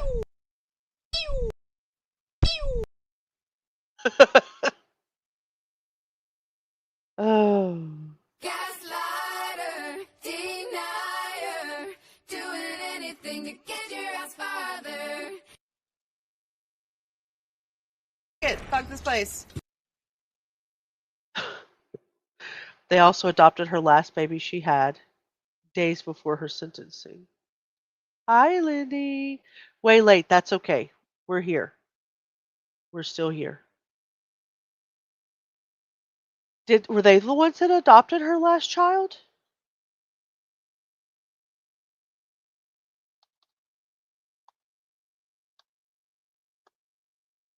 I didn't know that. Baby Amy, which her name now is Rebecca, but baby Amy. So while she was awaiting her trial in '84, she was pregnant. We know that the pregnancy began after her arrest and before her conviction. She told the reporters that she became pregnant to feel life again while out on bail. It doesn't hurt that she was paid $10,000 to do so, but in on June 27th of 1984, about a month after her conviction, she gave birth to her daughter in the correctional center. The baby was temporarily called Amy Elizabeth by the state. Downs was immediately returned to custody to begin her life sentence. The baby was placed up for adoption through the Oregon Department of Human Services. It says they were adopted. Baby Amy was adopted by a different Oregon family, entirely unaffiliated with the Hugies. Later, as adult, she learned she was the daughter of Diane Downs, so she publicly identified herself as Rebecca Babcock. And she was on a 2010 episode of 2020 where she discussed the emotional complexity of discovering who her actual biological mother was. Yeah, that was the surrogacy that she was paid 10,000. It was ridiculous. It was rumored that she was paid $10,000. I don't know why they say that, Cindy. That's why I get worried about, finding the facts of stuff. Sometimes I don't it just says that they have an adoptive family that raised her privately and later she discovered who her mother was. So, you're going to be raiding the snack drawer in the fridge. Nugget, get down. Don't you jump on my computer. Thank you, little love. It's great to be here. It's great to have you here. Now I understand why I had subconscious fear every time I saw her 1983 picture. I was 10 at the time. I cannot imagine. That must have been terrifying. I was only 2 then, so they chose not. It says that the Hugies chose not to take the newborn, to avoid further public scrutiny and because they were already focusing on the two children that they had because they had physical things going on with them. The state wanted baby Amy raised without connection to the case or a clean break from Diane Downs' notoriety. So his Rebecca Babcock has since expressed empathy for the Hughes and gratitude that they adopted her brothers and sisters while acknowledging the emotional weight of her lineage. So I don't know if they've reached out to the other, like, do they know each other or be an interesting, that'd be an interesting read. I could be, Lisa. It could be.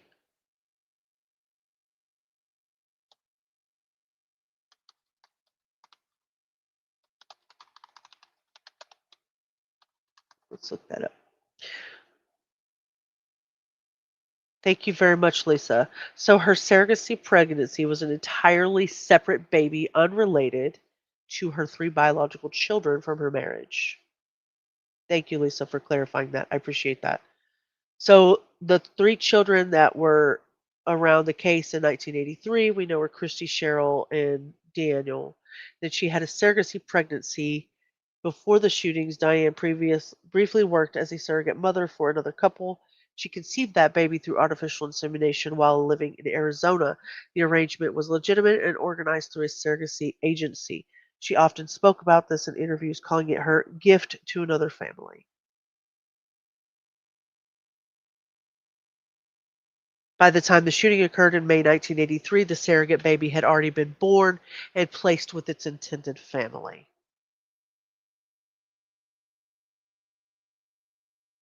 Diane had no parental rights or ongoing involvement with that infant.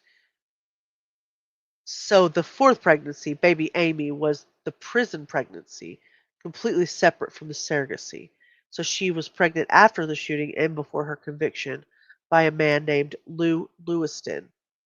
Lou Lewiston, according to her later statements. That baby was born in 1984 and adopted out. She's just making babies all over the place. She portrayed herself publicly as like a selfless giver of life, while like inside of her, she's harboring resentment against her children. So she liked the idea of being pregnant. She wanted to be pregnant because she felt alive and people paid attention to her. I remember the times I was pregnant and people would walk up and now this is customary back in the day. Like you said, you got to remember this is in the 80s and even the 90s. Even the early 2000s was like this. You could walk up to a woman and say, "Oh, are you expecting?" or "Oh, I see you're pregnant," or "Can I touch your belly?" or things like that. You don't do that now a lot of I mean, from what I can tell you, you don't really you kind of like keep your hands to yourself. But yeah, can I pat your tummy? Can I, can is it kicking? All the cool things that come along with that, and people pay attention to you. They see you're pregnant. Oh, you're glowing. Oh, you look so pretty. Oh, when are you due? All of these things. So the idea that she held the life inside of her and she was being selfless and giving it to somebody else was what she was about. People were paying attention to her. It fed into her ego. But it's a contradiction because the woman who brings life and then the woman who takes life. It's like that's powerful. That's powerful. Yeah, lots of loving attention from people. I feel like I'm in the twilight zone with this one. I really do. I'm saddened and angered at the same time. Like I think I'm going through a bunch of different emotions as we're going through this, as I learn more through the case. Much like when we went through the Madeline Soto case. I had the anger, the early onset anger, and then later just kind of like the frustration and the sadness that goes along with knowing that she used other human beings to put herself in a better light and then decided that, okay, they were just useful idiots and decided to throw them away like trash. so that she could continue on trying to have babies for this other guy, who didn't want children in the beginning. He didn't want children at all. You hated when people would try to touch your pregnant belly. But they would, though, wouldn't they? They'd try. This woman is off her damn rocker if she ever was on her rocker to begin with. Yeah. This likely started out as a very young, thing of a very young age. Like Cindy said, there's some deep-rooted issues. She may not admit it. And let's be very clear. In my mind,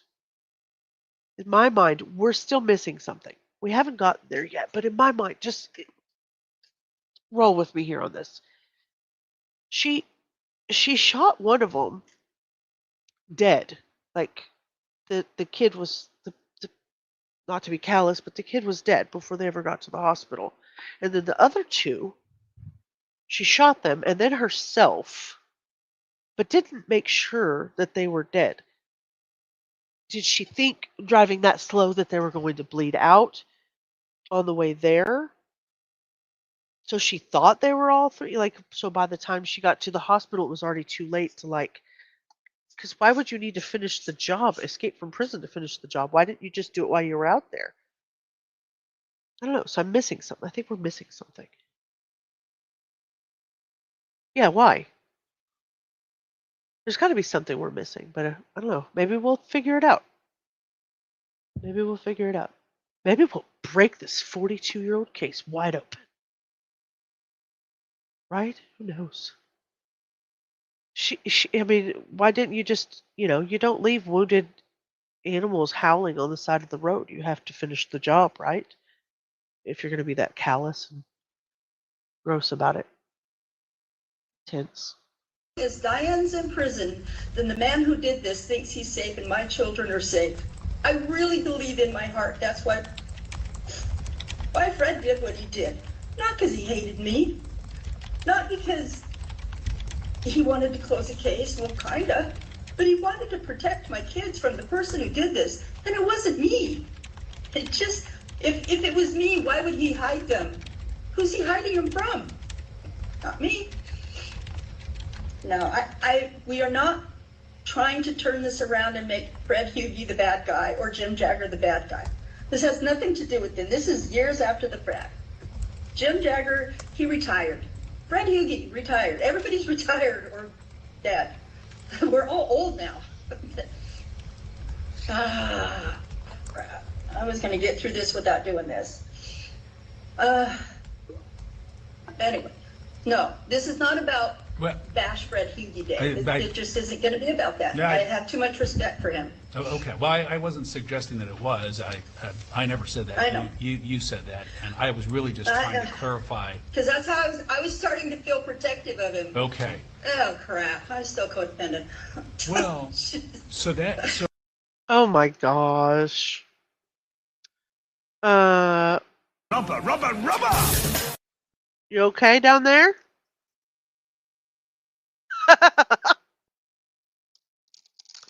That's what you get for double dipping. That's what you get for double dipping. Stop eating my Christmas trees, boys. Go on.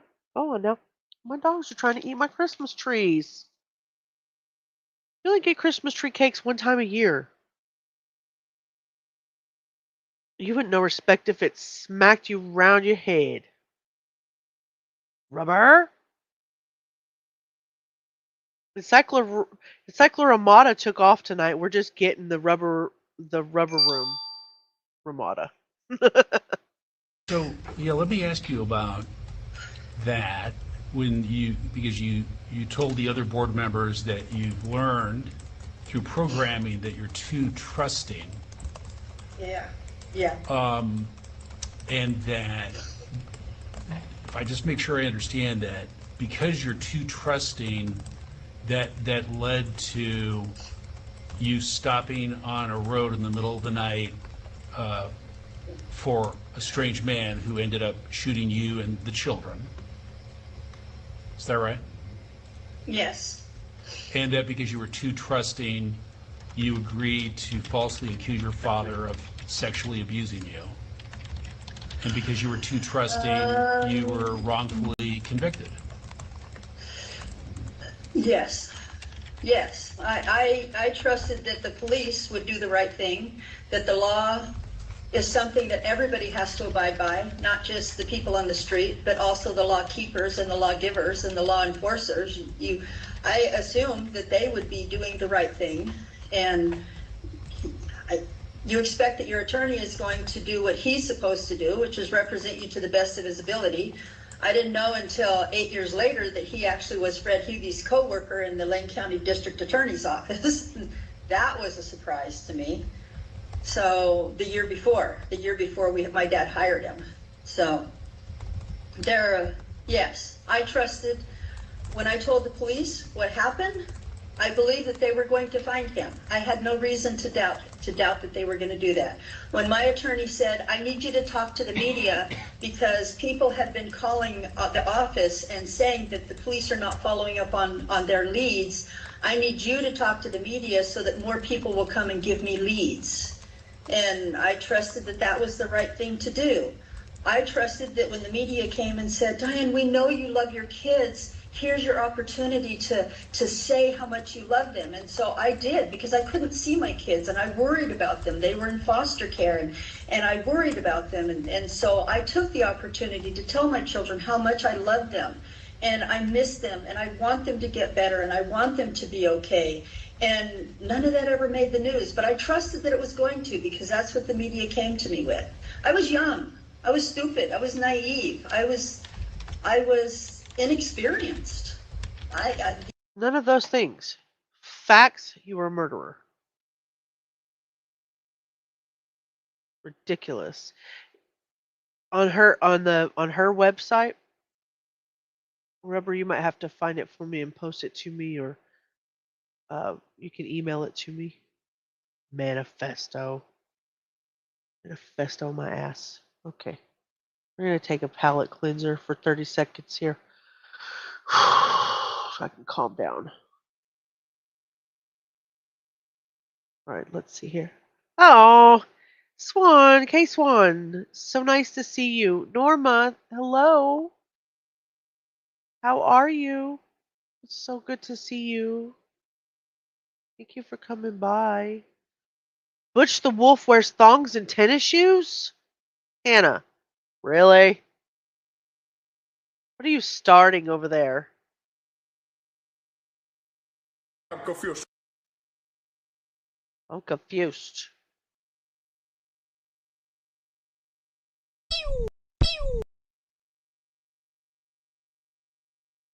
It is good to see you, Case One. So good to see you. All right, let's see what this baby has to say. Who's fire, baby? Grandpa's my boy. He's got no teeth and chillin' in stinky diapers just like me. Why you fussing, baby?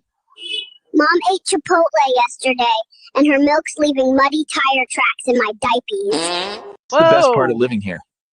I can cry at any time to order room service, but they only serve milk. What did your mom feed you when she was pregnant? What didn't she feed me?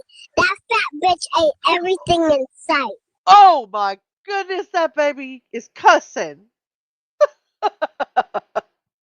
Apparently, she ate everything in sight.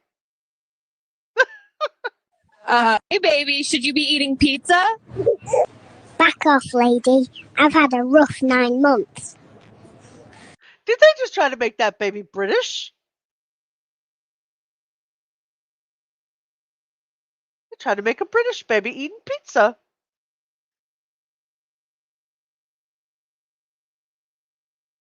Hey, who does that journalist look like? Hannah? I'll give you one guess and you're going to get it right. Rubber? What do you think? Who does that journalist look like? Interviewing the baby eating pizza. That baby Hannah. Too cute. Oh, Lordy. Back off, lady. I've had a rough 9 months. Back off, lady. Hold on. I'm trying to catch her. This little boy's cussing up a storm. That bitch ate everything in sight. Hey, baby, should you be eating pizza? Back off, lady. I've had a rough 9 months. She is pretty. She's pretty. You didn't see it? I'll tell you later, Rubber. I'll tell you later.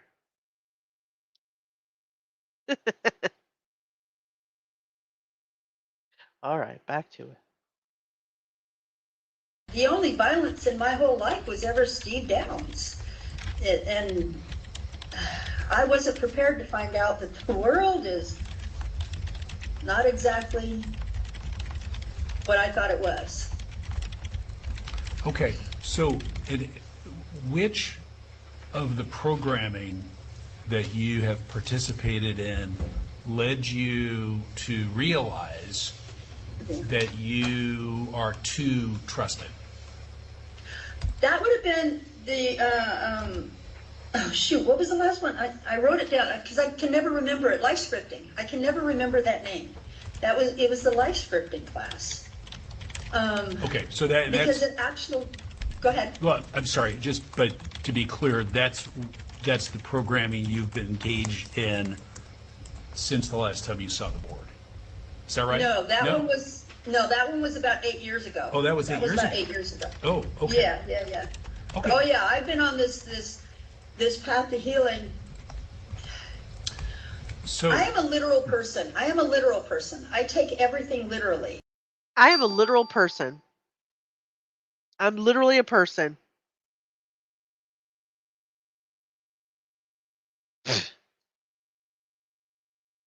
Oh, thank you very much, Rubber. Killer's confession. Non-confession, more like it. Funky eyebrows. Yeah.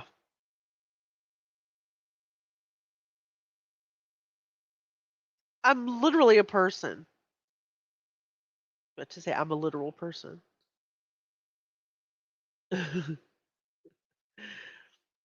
She will gaslight babies. Gaslight babies. Gaslighter, denier, doing anything to get your ass farther.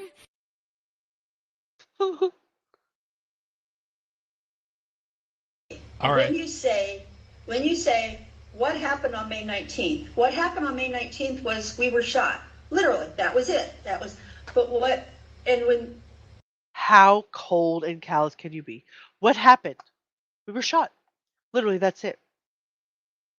Me thinking about 3 children in a car.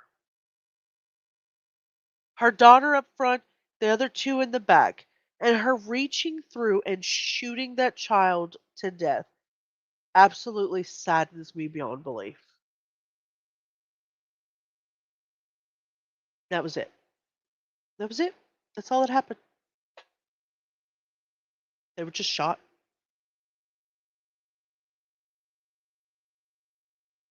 Content, you better stop that. Don't you be picking up them strange men at night.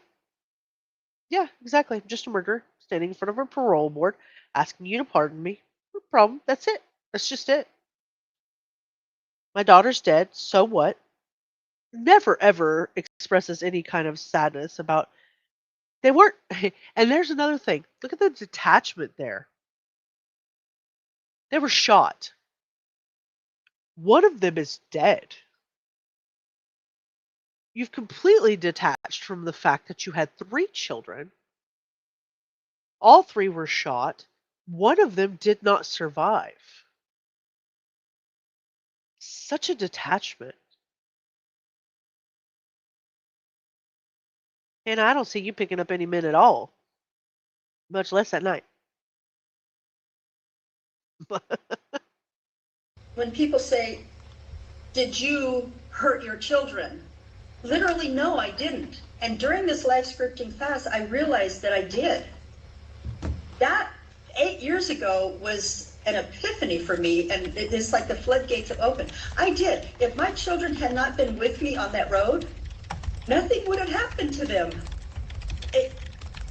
I didn't want somebody to shoot my children. I did not have a gun. I did not shoot my children. But if my children had not been with me that night, they would not be they would not be dead and injured. I am the reason for that. That's the first reasonable freaking thing that has been in your mouth and out. I am the reason for that. So through all of this, the one sentence that we're going to get out of this is I am the reason for that. But watch. I guarantee you, without even knowing what's coming next, without ever even having watched this, she's going to deflect. She's going to deflect. She's absolutely crying for herself. And if that's true, she was really talking about how the car smelled like blood as she drove to the hospital. That is absolutely abhorrent. Absolutely disgusting. That's just really. Yeah. And left the other two disabled. Exactly, Cindy. She's really not helping her parole request. Absolutely not. Me too. She didn't want someone to shoot them. She wanted to do it herself. So she's going to deflect here. I just know it. Ms. Downs. I am the reason for that. Ms. Downs. And I know that, but I did not understand that because I am a literalist. I am a literal person. Oh, okay, Ms. Downs. And that opened it up for me. All right. So thank you for sharing that. I'm sorry to interrupt, but I really want to get back to the question at hand, or the topic at hand, and it really goes back to the beginning when Chair Bailey said that he wanted to ask you about what programming you did since the last time you saw the board. So we've now established that this issue of learning about you trusting too much, you'd already gained that insight 8 years ago. So, and I'm sorry if maybe you said this and I missed it, but what if anything have you gained insight about or learned in the last 5 years since you saw the board last? I've taken cognitive behavioral treatment. Yes, and you mentioned that, but what did you did you learn something from that? Because and if so, what? It was victim impact. It was LTOP again, in which I took 10 years ago. So it was a refresher course. What have I learned more about myself? That is not easy. That it's not easy to undo a lifetime of behavior. Okay. Well, now we're getting somewhere. You're the reason that your children are not with you. You're the reason that you're in prison. And it takes a lifetime to undo a behavior, which you have not undone, which you have not learned how to do. Edith, ¿cómo estás? It's so nice to see you. Look at that cute little hat, your little sideways hat. She's learned nothing. Nothing at all. It does take a lifetime to undo a behavior. That's why you say that the theory is, which is it? If you take a good dog and put the good dog in a room full of bad dogs, does it become bad?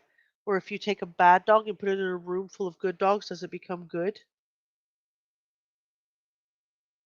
I'm not. I think she thinks she has it all under control. She's not going to be prepared for any of these questions because this is the 4th time. She knows she's got it going on. She's good to go. She's good to go, content. You know that. Know this. It was not intentional. Nothing she did was intentional. Very Sarah Boone vibes. Vibes.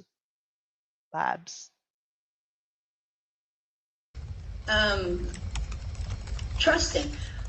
You have to be able to trust to an extent. You can't just not trust anybody. That's not healthy. And it's not good for you. It's not good for anybody else. So I have tried to learn to balance between the two. But everything goes back to life sprinting. Why do I do something? If somebody comes and they say, Diane, I need you to do something, and I can do it, I do it because I want to do it, not because I feel like I have to do it anymore. Me. I'm Diane. Pay attention to me. Know that. Definitely Sarah Boone vibes. Eddie, thank you for becoming the newest member of the True Crime Guardians of Firelight. Thank you so much. Say hello to you and thank you properly.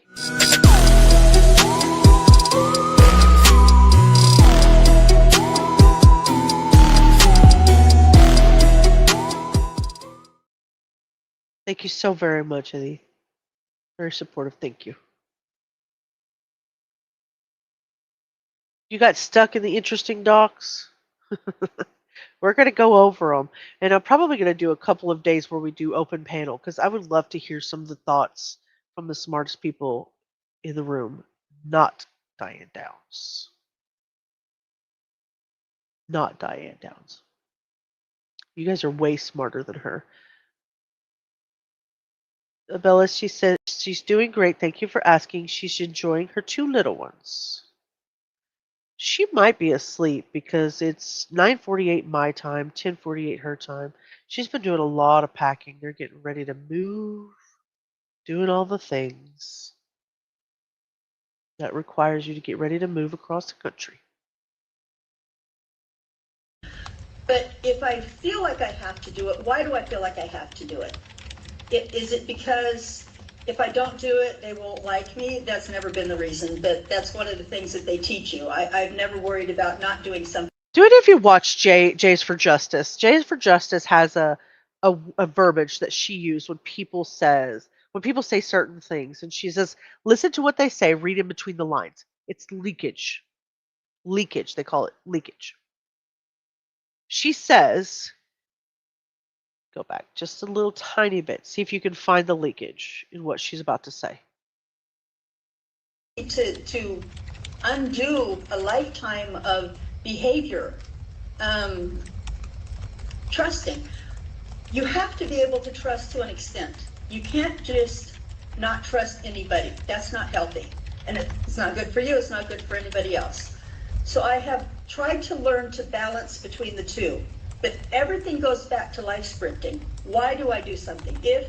If somebody comes and they say, Diane, I need you to do something, and I can't do it, I do it because I want to do it, not because I feel like I have to do it anymore. But if I feel like I have to do it, why do I feel like I have to do it? Is it because if I don't do it, they won't like me? There it is right there. There it is right there. There's the leakage. And part of what is her personality. She has to be liked by everybody. She has to be. Because if she's not liked, there's something wrong with you. You have to like her. She's totally leaking her total personality out there. Absolutely. Yeah, I know you do. I know you do. Like smart people that make me feel less dumb. Thank you, Smarty Pants. Jess is going to have Arkansas. Well, she's going to have it. Well, she's going to move there. I don't know about having it. It's a big state. Well, it's not a big state compared to Texas, but you've watched a little, heard her say that today. Yeah, she does. She says leakage. She's absolutely taught me to watch between the lines. She helps everyone in her pod, but now she says she doesn't. I'm learning forensic linguistics, and it's fascinating. Teresa, I love that for you. I love that for you, and I love that for us because you're going to be very insightful. We're looking forward to that. I love it. Thank you. Sure, she's taken her a long time. She sure has taken a long time to tell the board she hasn't grown in the last 8 years. I got you. I got you. Arkansas. She's looking to move close to you. She's only going to be a couple hours away from me, and we have absolutely 100% every intention of meeting up and hanging out. I'm super excited about it too. Arkansas. So yeah, there's the leakage right there. She has to be liked. Is it because if I don't do it, they won't like me? And then she says, well, it's never been about that. Oh, it has. It has. That's never been the reason, but that's one of the things that they teach you. I've never worried about not doing something because I won't be liked. That doesn't really bother me. But is basically it's just building on that, every day practicing that skill. You don't just take a class and that's the end of it. You have to practice it every single day until it just becomes second nature for you. And so every time somebody asks me something, it's a practice lesson built on life scripting. The classes that I've taken in Prison of Peace, it was great. It teaches you how to mediate other people's problems, but while you're mediating somebody else's problems, it opens the door for saying, What about your problems? Why are you mediating somebody else's problems? You're sitting here telling the parole board everybody else is the problem but you. The life scripting class that she refers to is a self-help or personal development course that Oregon offered in the early, like mid 80s, mid to late 80s. It's you're gonna love this. Life scripting class that she took is connected directly to, guess who? The Free Soul Institute. Hear what I'm saying? So when she got there, she took a class called life scripting where she learned, allegedly, self-help or personal development in Oregon in the mid 80s, which is connected to the Free Soul Institute. That's the same metaphysical group she references later when she's blaming a Free Soul affiliate for shooting her children. Are you kidding me? So you just developed a narrative. You took their class and then you decided they were the ones who done it.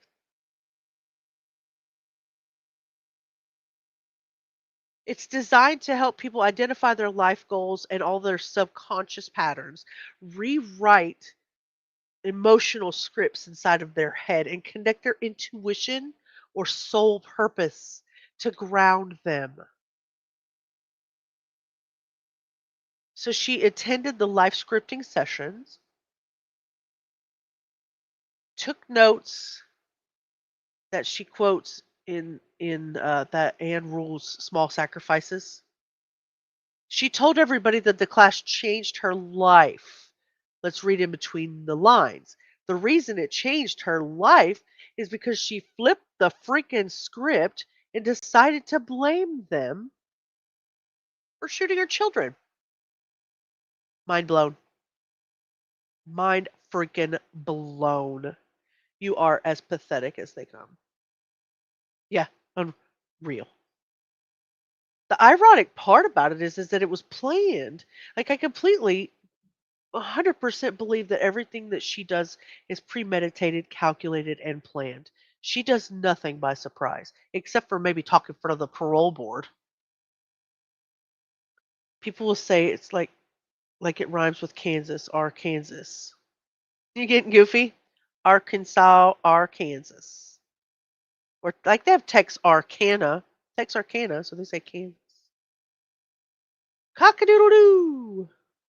No class in the world is going to make her a better person. She's a monster. That will never change. Yes, absolutely. She got an F. An F in life. She flipped out on Anne Rule during the Oprah interview.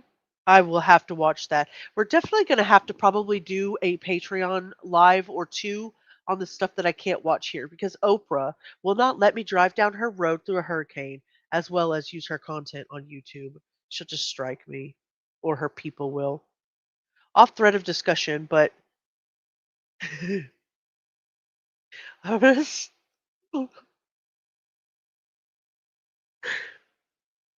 give me your devices, Lisa. Give me all your devices.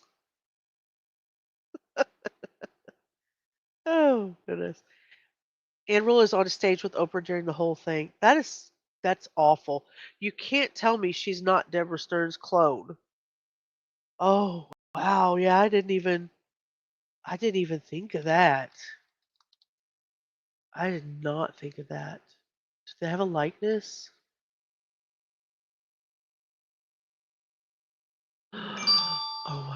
gosh. Hold on here. Hold on here. You might be onto something.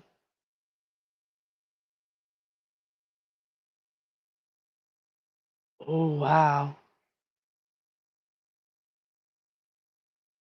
Even the eyebrows. Can I just say that that poodle is absolutely gorgeous? What a gorgeous poodle.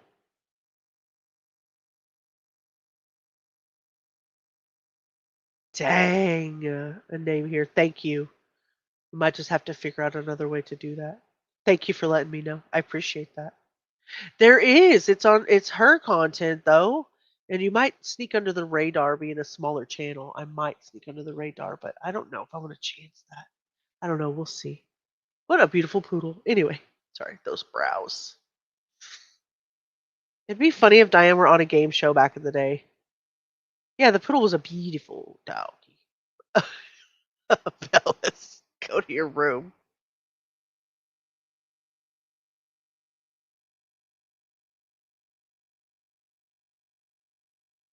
Okay, I'm not going to disagree with you there. Sorry, Hannah, for the jump scare. Yeah, I don't want to chance it. I mean, knock on wood, I haven't had a strike on my channel. I'm really glad. Throw all the devices at Abellis. It was Abellis's idea. Throw them voodoo dolls. Well, no, don't throw the voodoo dolls. Throw the voodoo dolls at Diane. Saying, hey, I had that same problem at some point. Maybe I had, whether it's a problem with a roommate or a problem with a staff person or a problem with something at home. My mom just recently ended up in the hospital, and there was nothing I could do about it. So go back to life scripting. Why do I feel like I have to do something about it? The doctors are taking care of her. She's in the hospital. She's being rehydrated. So there's nothing you can do. So stressing on that isn't going to make mom any better, and it's not going to make you any better. And those are things that I've learned in the classes since then, because every class that I've taken since then always goes back to life scripting, always goes back to why. Because I'm a person that needs to know why. It's not... No, dear. No, dear. Life scripting dovetails back into your personality profile. It dovetails right into your personality profile, your narcissistic traits. You believe that you're the author of your own destiny and you're not bound by the same rules that everybody else is bound by. That's your narcissistic trait. How about let's talk about your histrionic trait? You have a fascination with the self-image. You have a fascination with the self-image. And the antisocial trait is your lack of empathy. When your script collides with other people's rights or their right to live, you have a lack of empathy. So in my mind, when I look at you and you talk about life scripting, it's not self-improvement. You're trying to redesign the reality. Trying to redesign reality.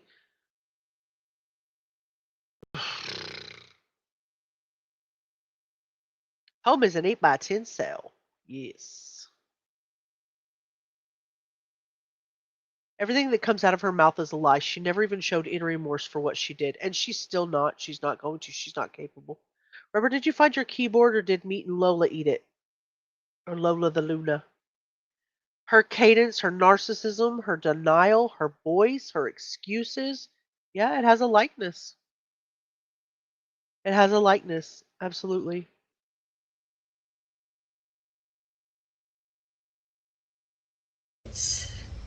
It just, I need to know why, everything. Why do I do what I do? Why do other people do what they do? Why do they not do what they do? So. All right, thank you, Ms. Downs. All right, Ms. Kuklinski, any questions about programming? Yes. Ms. Downs, you took a victims impact course back in 2018. Can you tell the board a little bit about this program, just your experience with the program and what you learned? Yes. Victim impact. I think they probably have the same thing there. But in case they don't, I will give you a brief rundown of what it's about. They bring in video screens and people that Not what she freaking asked you, Bozo the Clown. She asked you what you got out of the program, not if you could tell her what the program was about. Why don't you believe my lies? Yeah. She in 2018 she took the victim impact course, their standard in the correctional system, and they're designed to help the offender confront the real world consequences of their actions. What she should have learned versus what she's going to tell you she learned is two different things. The class is meant to push offenders past your like self-justification and show the way into the empathy and the accountability. The idea of the victim impact class is to show you how you impacted the victims of your crimes. You identify and you acknowledge the harm that you caused other people.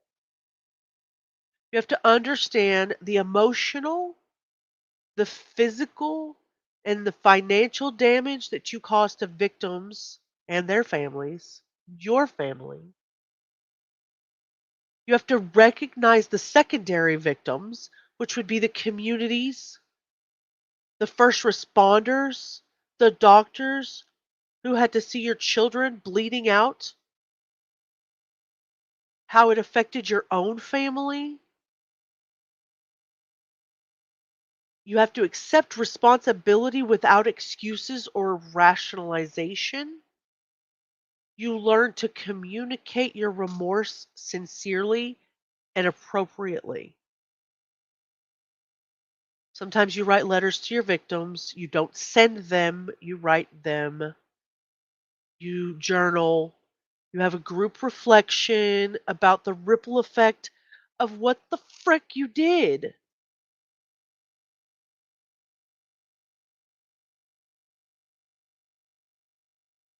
Let's see what you guys are saying. I'm up here preaching. Preaching. She's a lying liar who lies. Yeah. For a sec, I thought she was going to hurl. Uh-oh. Sometimes when you have some time, go listen to Paul from Reporting Live from My Sofa. He reads Chad Daybum's book, Loin Fire. You'll pee yourself. It's so funny. Oh, Lordy. There are many more psychopaths and sociopaths living amongst us than we realize. Most don't murder, but all are toxic, in my opinion. Good point, Orange. I like that. Maybe wear an adult diaper. Oh, if you listen to that, yeah, no empathy. Thank you, Abellis. If she recognized herself as the cause of harm and not the victim, I'd say she learned something. If she understood her children have had lifelong trauma, physical disabilities, the loss of their own sibling, psychological scars from this, I would say she took something from the program. Acknowledging how her shooting her children shattered an entire family, her own parents, prosecutors who tried the case, the investigators, the adoptive families. You can't feel genuine remorse while maintaining your innocence.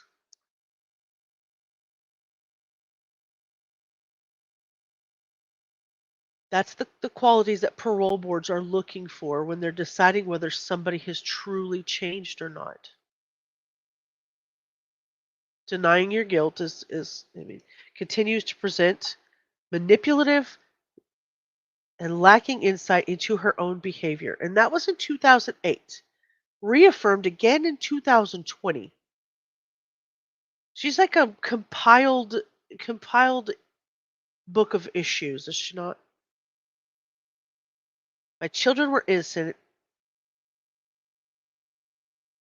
I was responsible for their pain. I see how my choices caused their trauma.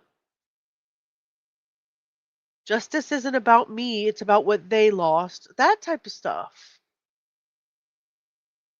You're not a victim of the system.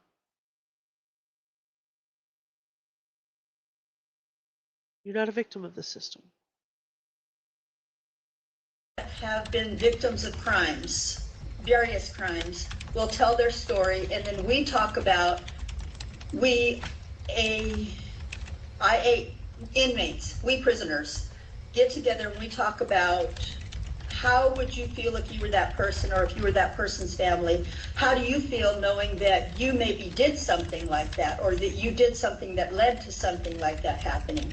And so we basically rip open our souls to talk about that particular case, whether it's a rape case or a robbery case or an assault or a murder or whatever. And so in those cases, we are able to, because everybody in the class wants to be in that class. Everybody wants to figure out why they did what they did, why they became the person that they became. And so we are open enough to talk with each other about. She's so distanced from it. She's telling this lady everything that the program should be about and nothing about what she personally learned. The fact is that the lady's smart. She's smart, but she has no self-awareness. She takes away stuff from the programs. You ever heard the expression out of your parents, it's easier to clean the cobwebs out from somebody else's porch than your own? She's a prime example of that for sure. Things, and maybe somebody else will say something. That's what impacted me. That's what made me finally realize it is my fault. It is my fault. You don't have to pick up a gun to make it your fault. And so it was hearing one of the other girls talk about her story about she was that she had done something to provoke her husband to attack her, and she ended up killing him. And so while it wasn't her intention to kill him, what started was her provoking him to anger, and she just won the battle. And I'm not saying it's right, I'm just telling you that was what came out in the class. And so looking at it from that point of view, it helps all of us say, hey, I can relate to that in one way or another. Maybe not exactly that way, but in another way. And so Victim Impact is a class that was sponsored by the outside. They send people from the outside world that come in and teach it. It's not not guard sponsored. And guard sponsored? They go to all these classes and training and stuff to be trained in what to say to us and what to ask us that provokes us to look past what we thought we knew to something that we didn't know about ourselves, about our victims, and there you go. So that's what Victim Impact is. We watch videos and we talk. Bitch, that's not what she asked you. Bitch. I want to shake her.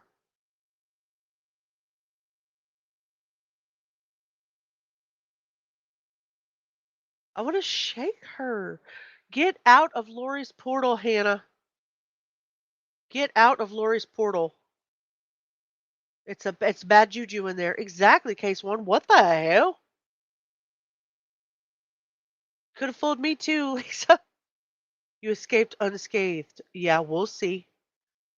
Oh, Letitia's cell phone called. Does she think the guards volunteer on their days off? She would be sadly mistaken, wouldn't she, Teresa? Okay, and you said that people that are there, they want to be there because they want to kind of know why they did what they did. What was your motivation for taking the course? Well, I voluntarily took LTOP back 8 years ago. And it's exactly the same as CBT. I took it eight years ago. My reason was because I wanted to know Because me. My guess, Cindy, the reason that they allow her to carry on like this, number one, it's a high profile case. It has been for 40 plus years. So I'm guessing they're going to let her rattle off just to reaffirm all of the reasons they should never let this stinky trash bag out, in my opinion. Yeah, yeah. That's it, dummy down there, yeah. Dummy down what I was trying to say. Listen, Abellis, stop saying things in a better way. Don't say things in a better way. Basically, let her bury yourself. Exactly. For Christ's sakes.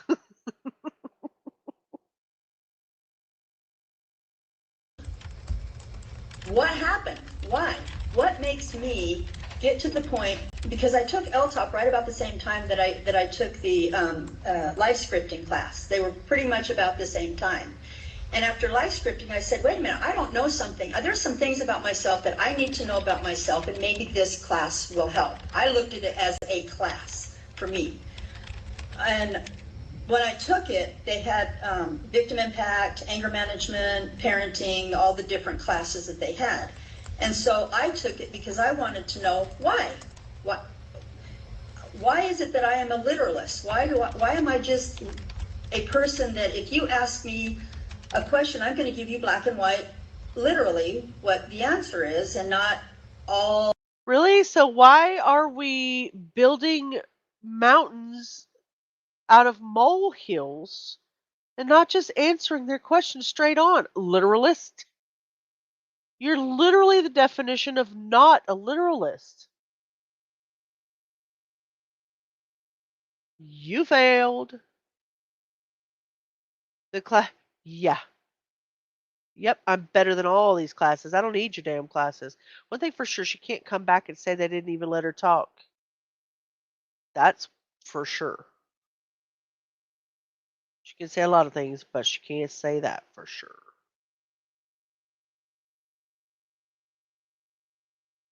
Because I'm a potato. All the extras that go along with it.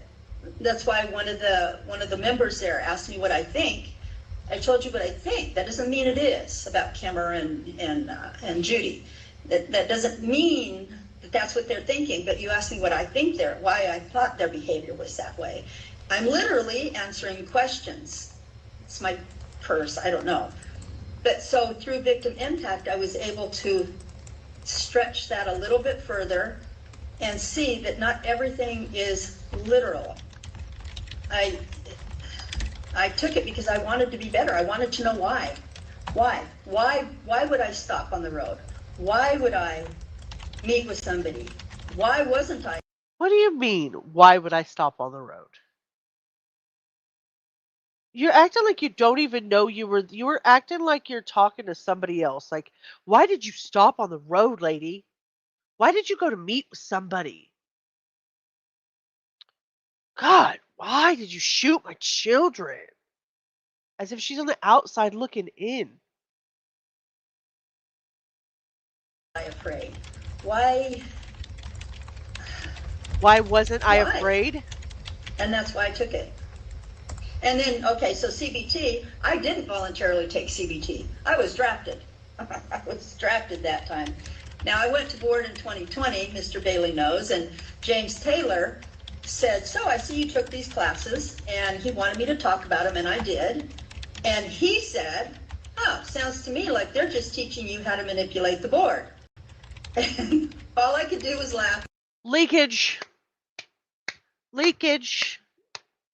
We got it right there. Nobody told her that.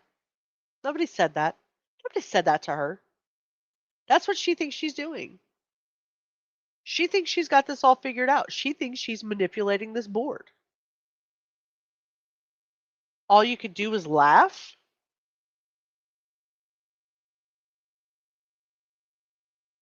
Wow.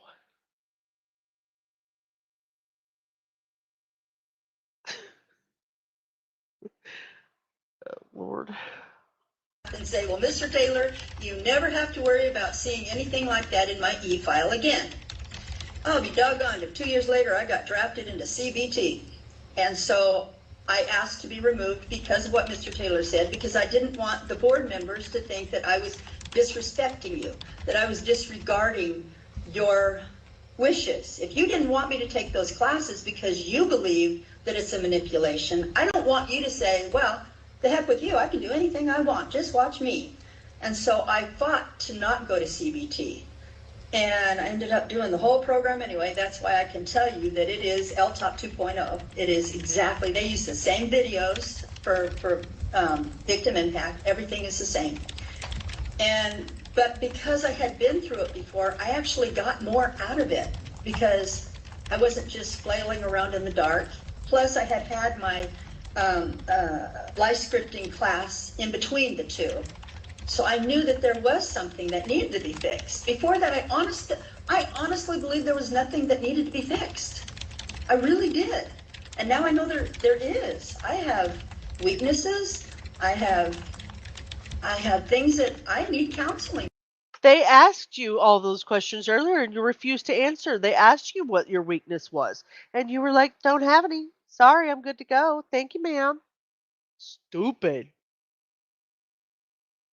She is literally talking to the board like she's sitting around the checkers table in the rec room in the day room. She's squirreling away, isn't she? Did they really try holding their emojis? Oh, Lord. I see that. Oh, yeah, and then it didn't even show that she was thirsty. It really didn't show your thirsty emoji. Are you kidding me? That's what it is, content. Her weakness is that she's just too perfect. Stupid. You could. They didn't have to hold water emojis. They don't let you. What the heck with that? Ridiculous. For, but I didn't think I did in LTOP. Took the life scripting, realized I did have weaknesses, got drafted into CBT, fought it, but I went every single day, and I participated every single day, and I got things out of it. So. If you could have access to any programming or therapy from where you're at, is there's something specifically that you think that you need? Yes. I need a counselor who actually believes that I'm innocent and will listen to. Oh my God. She was born in 1955. She's 70. She's 70. So what you want? Oh.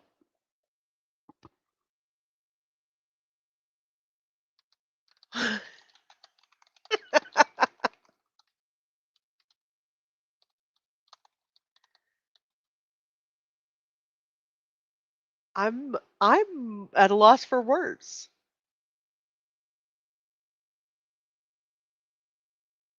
Because we've already determined just the three things that we've talked about. Narcissistic, histrionic, antisocial traits. She has an intense need for admiration and an ability to tolerate shame. So she has a need to have a therapist who challenges. Oh, she had a therapist that's going to challenge her guilt is going to threaten her self-image that she spent decades defending. So she has one idea, and she needs a therapist that will mirror her worldview instead of one that will challenge her guilt.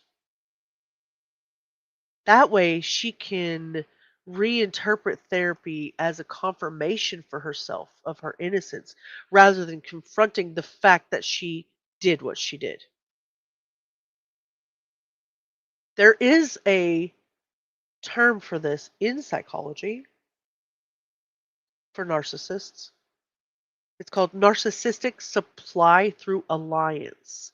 That means you recruit others to maintain your false identity rather than getting it broken down.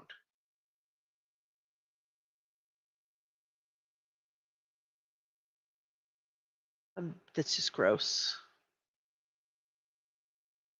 She's a, she thinks she's a unicorn. Narcissistic supply through alliance.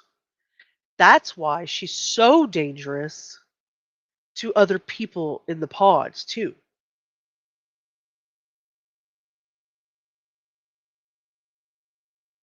That's why she's so dangerous.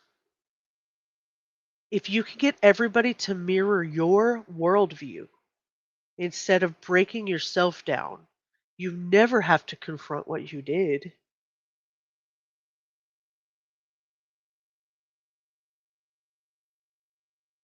This lady literally makes me sick to my stomach. Like, literally studying her in the level that we're doing this is literally making me, like, angry at the fact. I know, I'm pretty sure the parole board sees through this. I'm pretty sure. But there are people that don't and people that won't.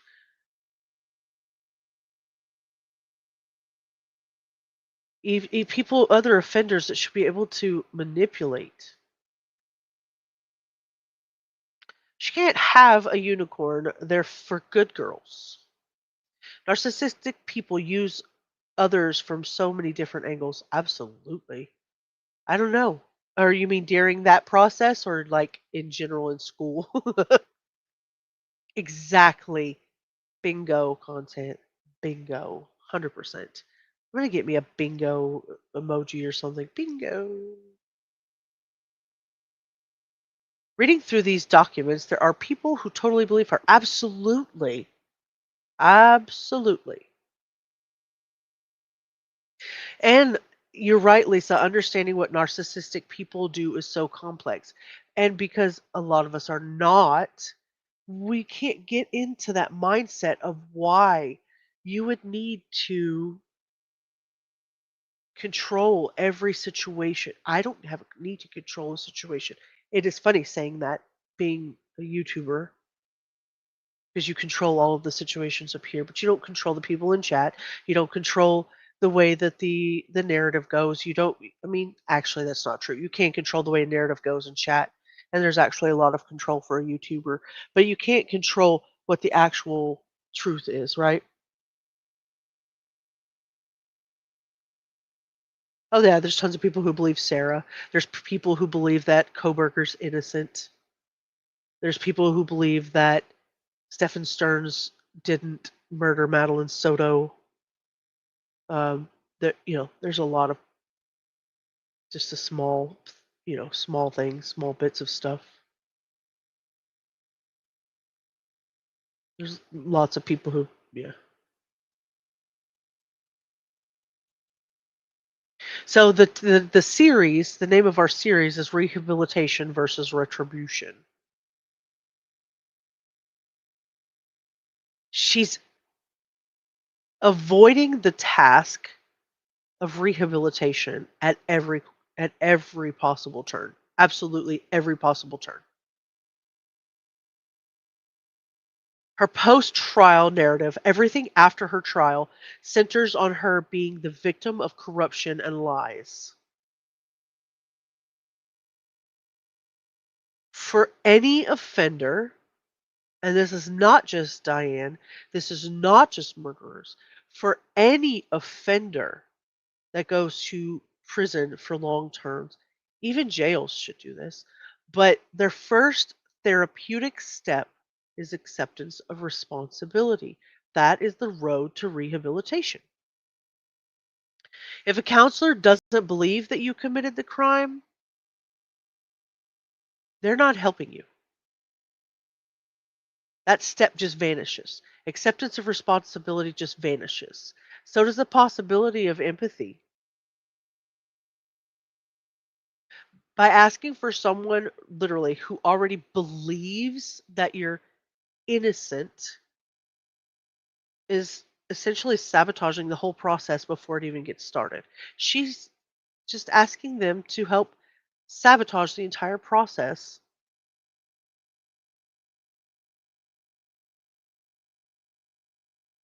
And they shouldn't. No, that's unethical.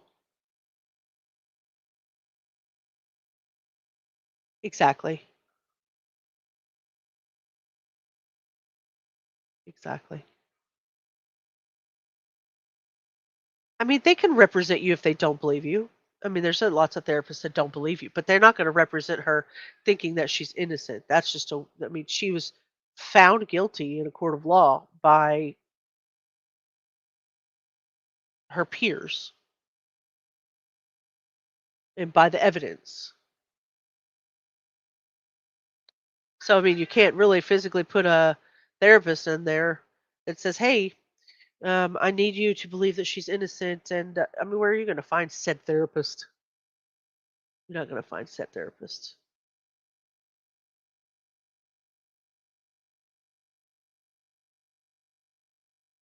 In the same time zone? Isabella's, it's Central Time here. It's just now 10:30. I say just now 10:30. So, an ethical clinician would note in their file. Oh, an attorney. I'm sorry, love. I'm sorry. I was completely different subject. My apologies. An ethical clinician would have to note in their book is this being like a treatment resistance, non-compliance. They don't validate their innocence. They try to redirect. Whether or not you believe you're innocent, let's explore the things that happened and your role in it. That's how therapy would go. But before somebody like Diane can actually do that and accept the ego injury, which is fueling her desire to, you know, deny everything in front of a parole board, she's going to have to know that a counselor's not going to do that. Before it's they're going to have to redirect her before it triggers her, and they will. They're going to they'll redirect her. I absolutely believe they will. I don't care what age she is. She should never be released from prison. As long as she has breath in her lungs, she's dangerous, in my opinion. It's not even an opinion. That is absolute fact. A clinician would write, not a reliable historian. I love that. Hashtag truth. Pacific time. Yep, I agree with you guys. Can't engage in rehabilitation because she won't live in reality. She just won't. All right, let's see what they say. I need a therapist that actually believes that I'm innocent. What I have to say. Most counselors in prison, they have the same thing that you have, which is all the documents that the state gives you, whatever it might be. And so that's all they have to go on. They don't have anything else. And they have to trust, imagine that, they have to trust that what they're given is accurate. I'm not saying that what you've given them is a lie. I'm saying that it's incomplete. You don't have Kimber Morrison's transcript. You don't have Judy Patterson's transcript. You don't have the police reports. So what you've been given, you have to trust is accurate. And it's not. So if I was to have a counselor, it would be a counselor that absolutely accepted me for what is the truth. For I didn't do it. Accept that that's the truth. And then listen to me, because there's not going to be any true healing until I can actually say the truth and get questions. And because most psychologists, what they do is they ask you questions that will make you look at yourself deeper. And so if I say I didn't do it, you go, okay, but don't you think maybe you're just repressing that? Well, no, I'm not repressing that. But now you're not asking me questions that are going to make me. There we go. Thank you, Jays, for justice. Again, leakage. They've already told her that she's repressing all of the ideas that she needs to fix herself and take accountability. She's already repressing that. They've already told her that. She's gone through the counseling. She knows what she's doing. She is trying to manipulate the system. They've already told her, you're repressing everything. Let it out. Tell the truth. The truth shall set you free, proverbially. Not physically free. You won't be free from prison, but the truth shall set you free. Search deeper. And if they said, okay, so if their answer then, if they do believe in me, is I didn't do it, okay, so how do you think you got into that situation knowing that you didn't do it? What led you to that road? What led you to that? So if I could have anything, I would want a psychiatrist or a psychologist that believed me and wanted my mental health, as opposed to supporting a case handed to them by somebody else. And so what would you, if you had a counselor that believed you wholeheartedly, Yes. what would you work on with them then? Like, what are the things that you have identified in yourself that you need to work on with this counselor? Wow. I don't even know, because most of it, I've talked with Dr. Rossi and Dr. Shoji, so they actually, whether or not they believed in me, they gave the appearance of believing in me, and so that was healing. But even then, I didn't delve deep into, I think what it would be is my own, I can tell you one thing. The thing that makes me cry, the only thing about all of this that makes me cry, gut hard cry, is knowing that it was my fault. That's what I would want to deal with.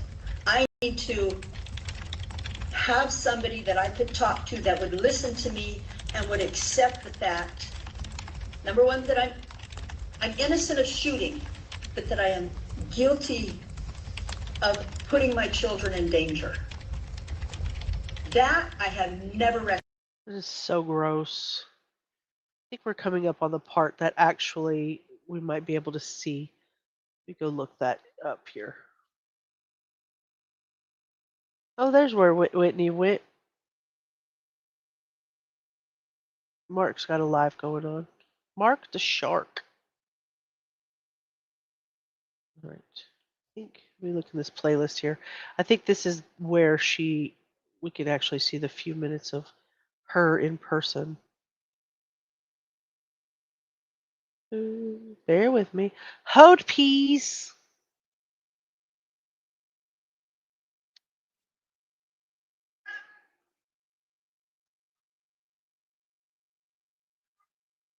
Thor. It's okay. Please stop crying.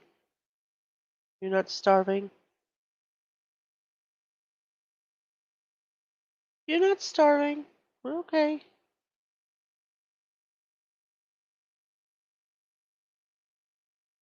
Where the heck is this? All right. I'll try to find it while we continue listening. Reconciled. Ever. Not through all the classes. I've never reconciled that. I can't. Because there's no excuse for it. There's no changing it. There's no going back for it. There's no forgiveness for that. So I don't want to forgive myself, but I don't know. That's the only thing that sticks. That's the only thing that sticks. That if I was to ever have a counselor, and like I said, Dr. McNeil has graciously offered to counsel me when I get out. That would be my thing, is coming to terms. She's only crying because she wants to get out so badly. It's the only reason she's even whining right there. Thinking a narcissist would volunteer for for the chance to feel superior to the rest of the class. That makes sense to me. She's perfect, of course. Maybe they have the option of laying around all day and watching TV. In some instances, they do, but I'm pretty sure there's a lot more mandated classes. And like Lisa said, I think there are places that there are people trying to get in classes and they're clamoring to get in, and there's no room for them. So I think it's I think sometimes sometimes you can get in, sometimes you can't, sometimes it's mandated, sometimes it's not. So thinking about your children doesn't make you cry? Of course it doesn't, because she didn't do it. That makes no sense. Her attempt to take responsibility without admitting guilt. Yeah, not a thing. I get weepy just thinking about content. I'm so sorry. Yeah, it's definitely a fake attempt. If they're able to work, they're required to work. My grandma used to say, tell the truth and shame the devil. Content likes your grandma. She doesn't want to be professionally diagnosed. I agree with that. She's avoiding that. Thor is always starving, but literally ate 3 minutes ago. Absolutely. How could she forgive herself if she claims she never did anything? Well, she says it's her fault, but she's a victim of circumstance, of course. She speaks like a politician. Word salad that doesn't answer anything. Talk long enough and the person forgets the original question. Bingo. Love that. Denial is a river in Egypt.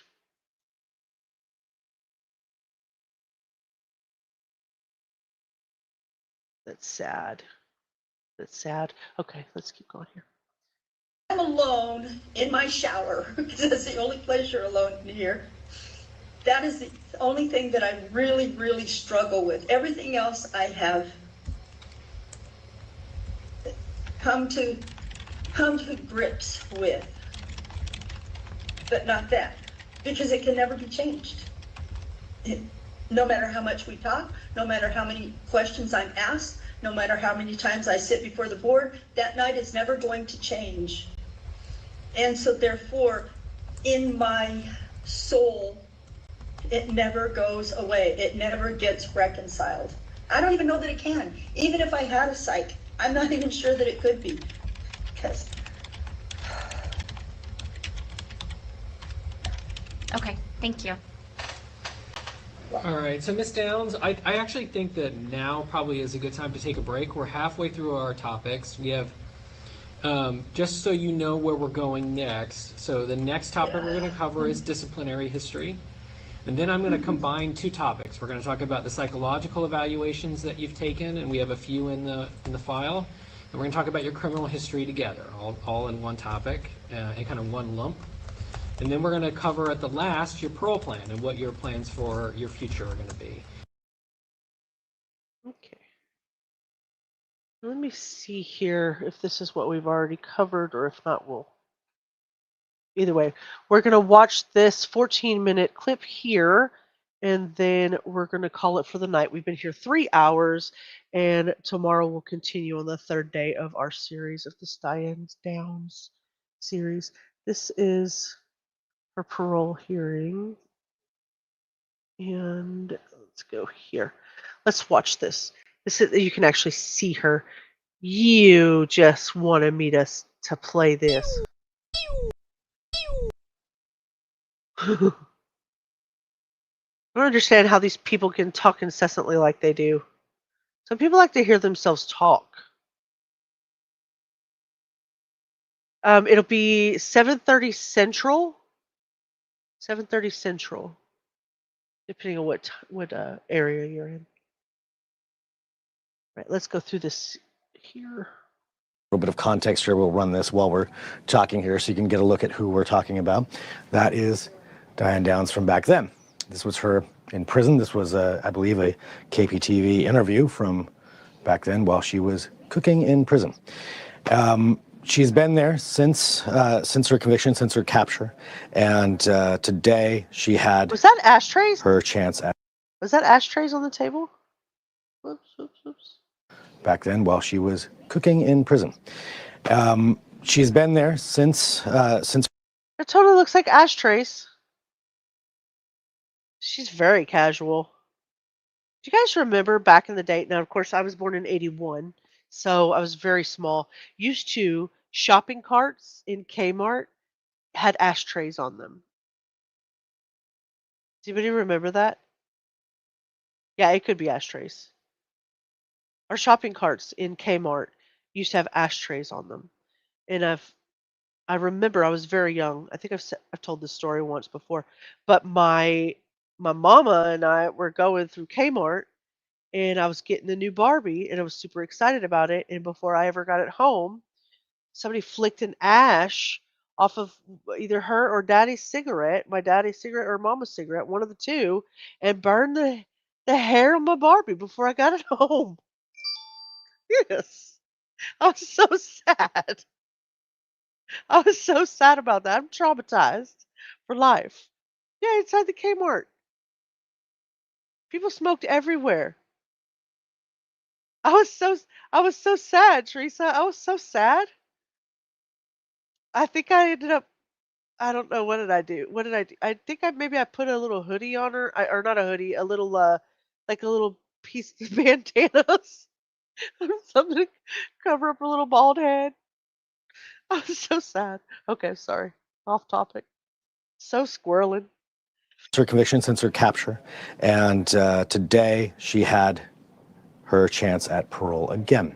So we're going to run this. You're going to be seeing a video of her speaking now in the modern, in today, and we're just going to run this right now. And here you go.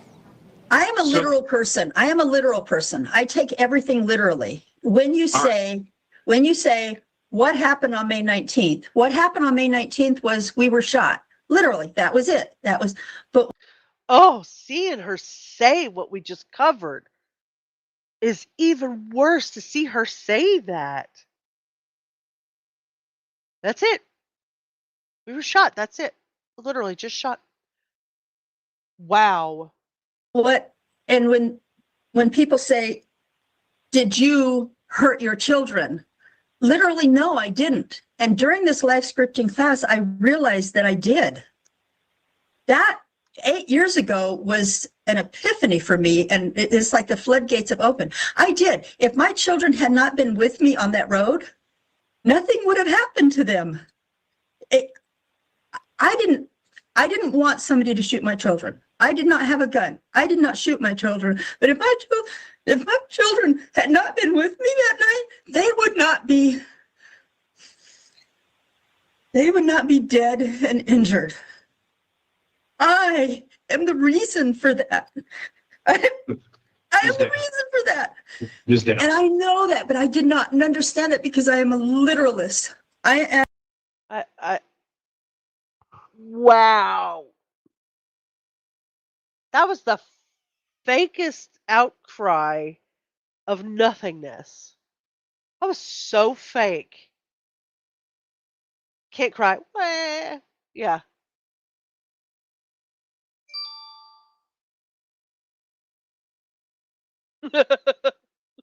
Sorry. I'm so sorry.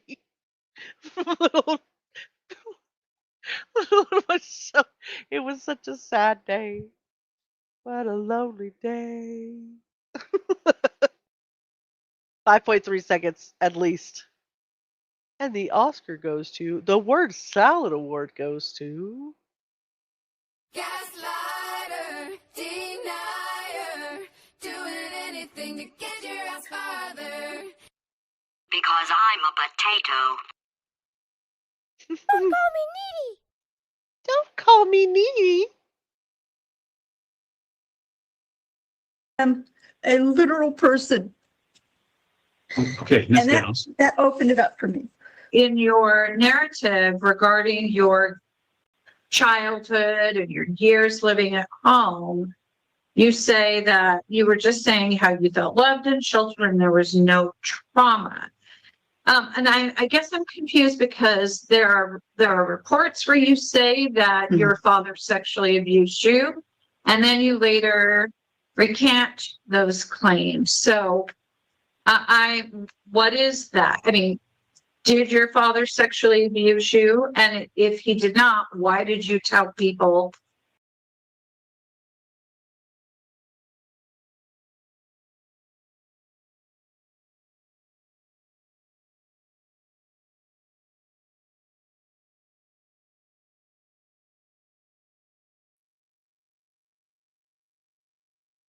Okay, what the heck?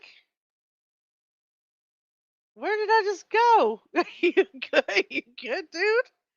What in the Hello Kitty just happened?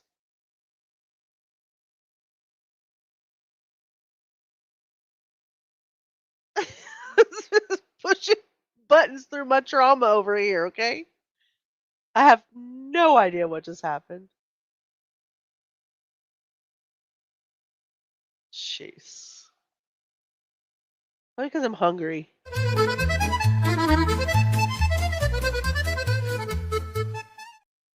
Need some pizza. Let's go back here. Okay, so originally it was like 2 hours and 29 minutes. So they've taken it back to the hour 30 mark where she's going to talk about the essay on her from her dad. I I really literally thought I like shut down the thought I shut down the stream by accident. I was literally over here pretending to cry. Your ninth grade shop teacher, she literally has no look on her face. Like was she ooh, gross. PE teacher, PE coach. So she's literally talking about the essay and they're asking her and she literally has no expression on her face. None. None. When my husband and I divorced, after I was in Oregon, my children were shot. My ex-husband came to Oregon. He knew that the only way that he would have hooks in me is if he had custody of the kids. He said, I want my children to come home with me to Arizona. That would force me to go back to Arizona because he knew I would follow them. The detectives at that time said, no, they have grandparents here in Oregon and they need medical attention. So if anybody gets custody, it will be the grandparents. And again, like I said yesterday, you have no involvement whatsoever on who gets custody of your children after you shot them and while you're incarcerated. You absolutely don't get a choice. So shut your fat mouth and move on.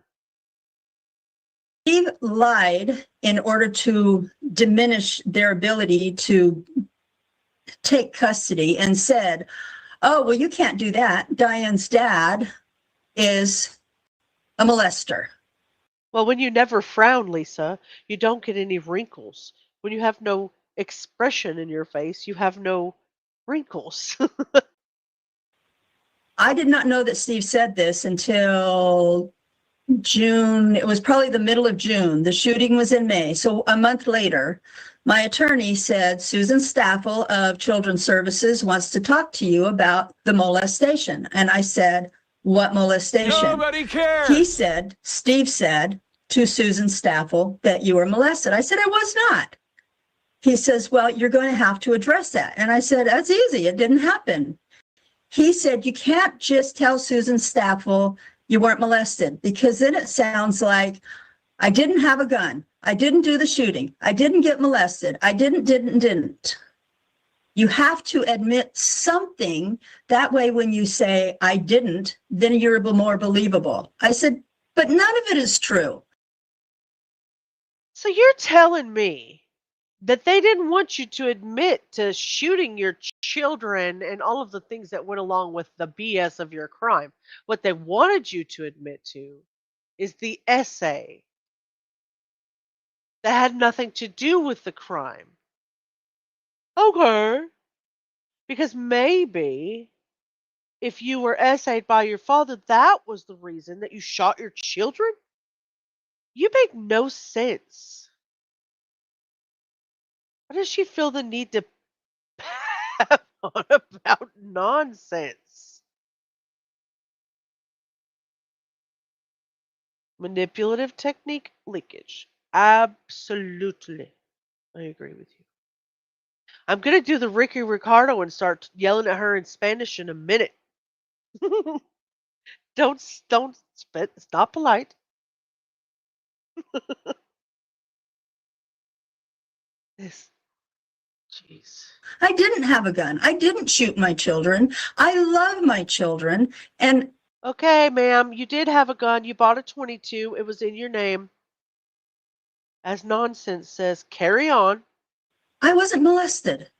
He goes, I'm not going to let you tell her that. You have to admit that you were. I said, but it's a lie. So Susan Staffel, and then he put me in the room with Susan Staffel, and she goes, so I want to talk about the fact that your dad molested you. I said nothing. She goes, so what do you have to say about it? I said nothing. He would not let me. Then he put me on the witness stand, and he bamboozled me. Nobody else talked about this. My attorney is the one who brought it up and said, now, how do you feel about being molested? Oh my goodness. And I was angry. He goes, you're angry about that? I said, I'm angry because he knew it was a lie. And yet he's the one that put it on the record. And it wasn't true. And when it came time to talk to the pre-sentence investigator, I told her it's not true. It is not true. My dad should not have to wear that ugly badge for something that he didn't do simply because my ex-husband was trying to manipulate the state. Ma'am, accusing somebody of SA that they never did is not a badge. It's not a badge of honor. It is horrible. It is demeaning. And it changes a human being's life to be accused, falsely accused of assault. It's not a badge. Because he wanted to get custody of my children because he knew I would follow him back to Oregon if he had custody. That is what happened. And there you go. There's nothing more I can say about that. The truth is the truth. So, okay, I just have a couple of clarifying questions. So what you're saying is that this was made up by Steve in order to try to manipulate you to return with him to Arizona. Right, okay. At one point you said Oregon, but I assume you meant Arizona, right? Oh, I did. Yeah. Okay. So, and then you're saying that your defense lawyer told you to lie about this to make you look more credible? Is that what I'm understanding? Yes. Okay. Yeah, I would not have said it that way, but yeah. To put it in a nutshell, yes. Okay. And so when you met with Susan Staffel, you did not deny it. You just said nothing. I said nothing. And when you were on the witness stand, you said you were angry, but didn't clarify it or no, he made me. Oh no, I'm not angry. I have no capabilities of being angry. I can't even form a full sentence and make any kind of expression whatsoever. No, I'm not angry. I'm just a liar. Say that it happened. He made me say, if you read my transcript, and I'm sure you have, you will see that Jim Jagger testified and I was just the one saying, no, yes, no. Jim Jagger testified he was the one who testified during my trial. And when that was happening, it was because he knew I was not going to say what he wanted me to say. And so he testified. Now, isn't it true that your dad molested you? Oh, yeah. Well, you could have said no, right? I could have said no, and I should have said no. But he said, if you don't, what he told me with Susan Staffel, if you don't say this happened, and then you look vulnerable, and then when you say no, that you didn't do the shooting, you're more believable. Yes. So yes, he was absolutely convinced. He did not testify for you. He did not testify for you. She does laugh at the most inappropriate times. It's gross. They says she could stay in her rocker, in her cell, in her geriatric rocker cell. Yeah. That this needed to be said, even though it was a lie. And I told him, it's not fair. Why are you going to do this to my dad? He goes, well, this isn't about your dad, it's about you. And I said, no, because now you're turning my dad into some kind of a monster, and he's not. Okay. It still makes me angry. It still makes me angry. Okay.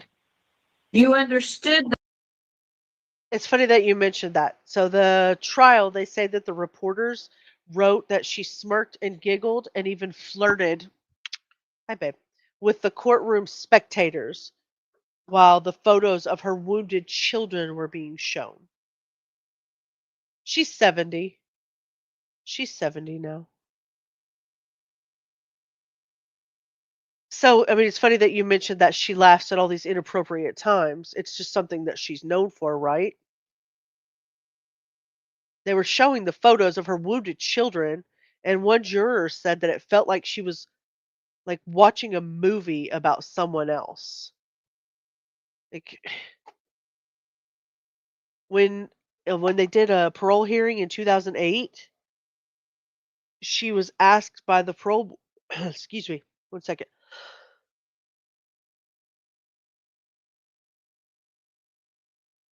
Sorry, I didn't want to cough in your ear. Sorry.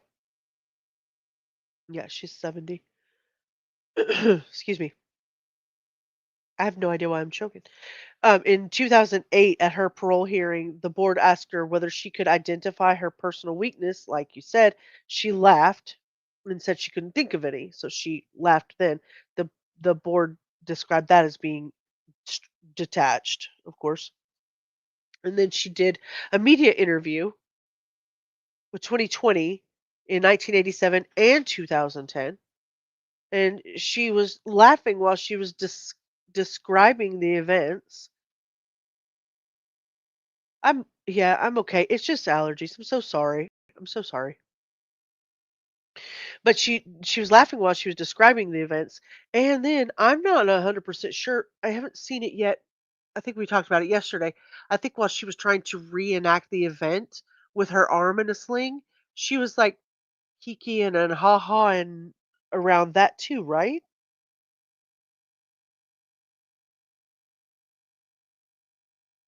She's 70 and still the same liar with no remorse. Absolutely. I think as human beings, we look like instinctively we look for congruence between the story and emotion. If somebody's describing horror and you laugh, then that's where that's like it feels wrong. It feels sinister to the people who have empathy, you know? It's not interpreted as nervousness. It's interpreted as like mockery of laughing at the suffering she's caused by other people. Try a okay, you're about to get me with that word. And this is a word I cannot say. And clove, I cannot say this word. Try a cinnamon and clove tea and a bay leaf. Simmer a little, add honey. It helps bunches even for allergies. Oh, sounds delicious.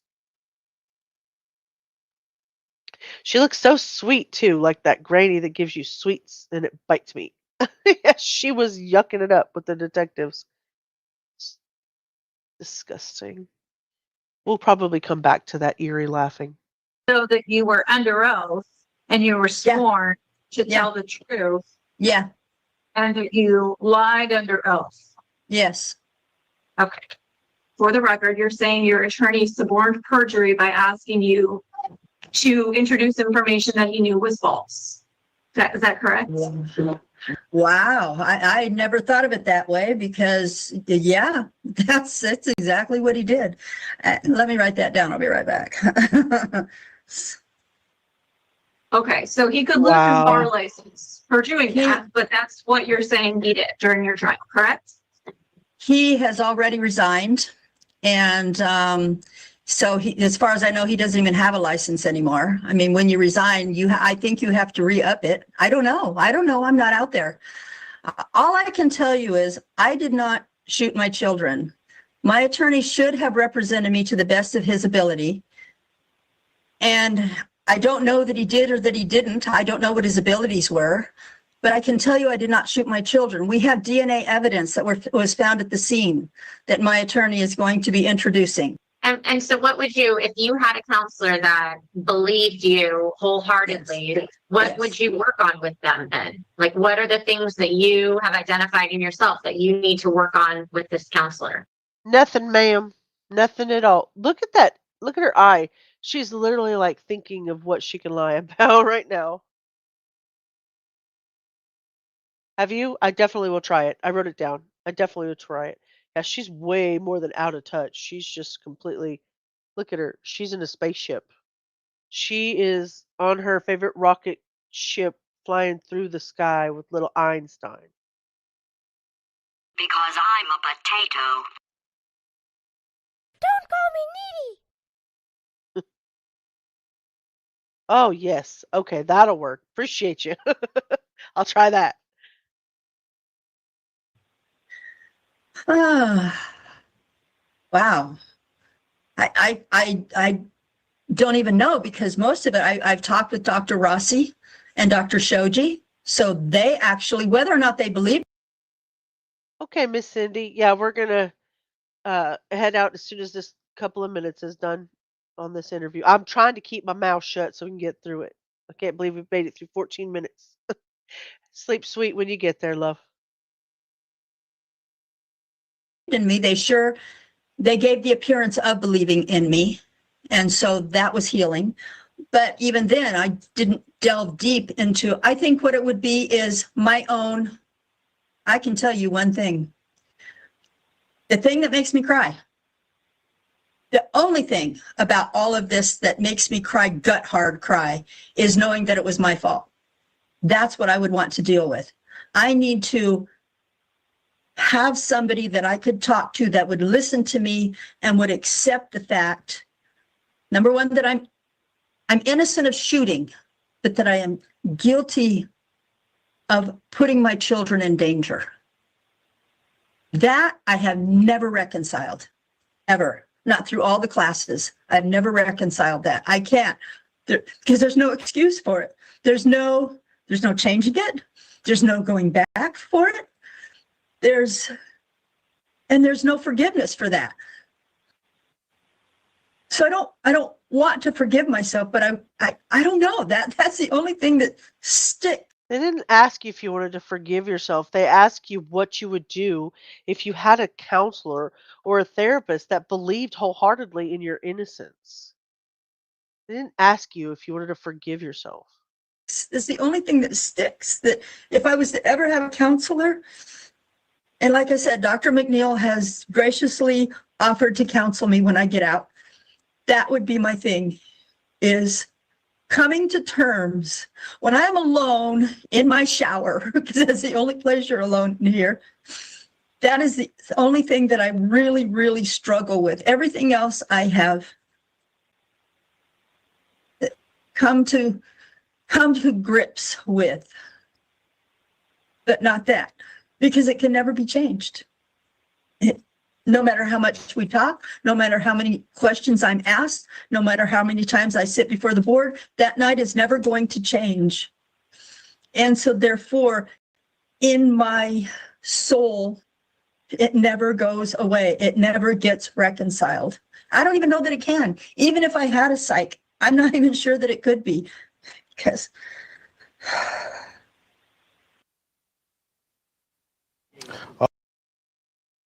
There you have that. There you have it. Okay, so go back here so I can pull this up. We made it through an hour and 35 minutes. I'm going to write that down so we have that for tomorrow. An hour and 35 minutes into this parole hearing. Let's wrap this up in a bow so we can go to bed or do whatever we're doing here. You guys are amazing for hanging out with me for 3.5 hours. Tonight we went through a lot of layers. Yeah, it's been rough. Tonight's been rough. Um, a lot of the documentaries don't even touch some of this stuff. The parts of Diane Downs' story that that's that they have in between the courtroom records and in between the documentaries that come out is what we're getting to see. We get to deep dive that. That's why I like hanging out with you guys. So what we looked at tonight was her behavior during the 2008 parole hearing, the way she laughed about when she was asked about her weakness. That was a big point for me. We talked about the victim impact course that she completed in 2018 that kind of led back to her belief in the free soul, or not, I'm sorry. You guys are talking about tea and I'm thirsty. About tea and I'm thirsty. I'm trying to concentrate.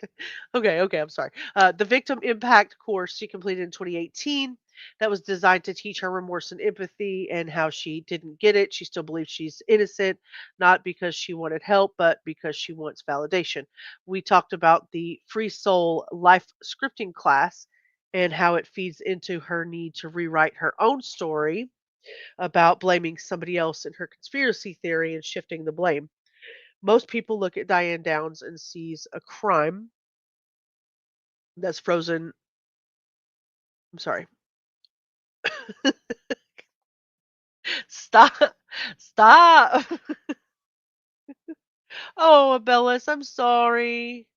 I'm sorry. I hope you're safe in that wind. I'm so sorry. Yeah, I'm gonna have to get the tea. And we're spilling the tea and I'm drinking the tea. Anyway, most people look at Diane Downs and see a crime frozen in basically 1983.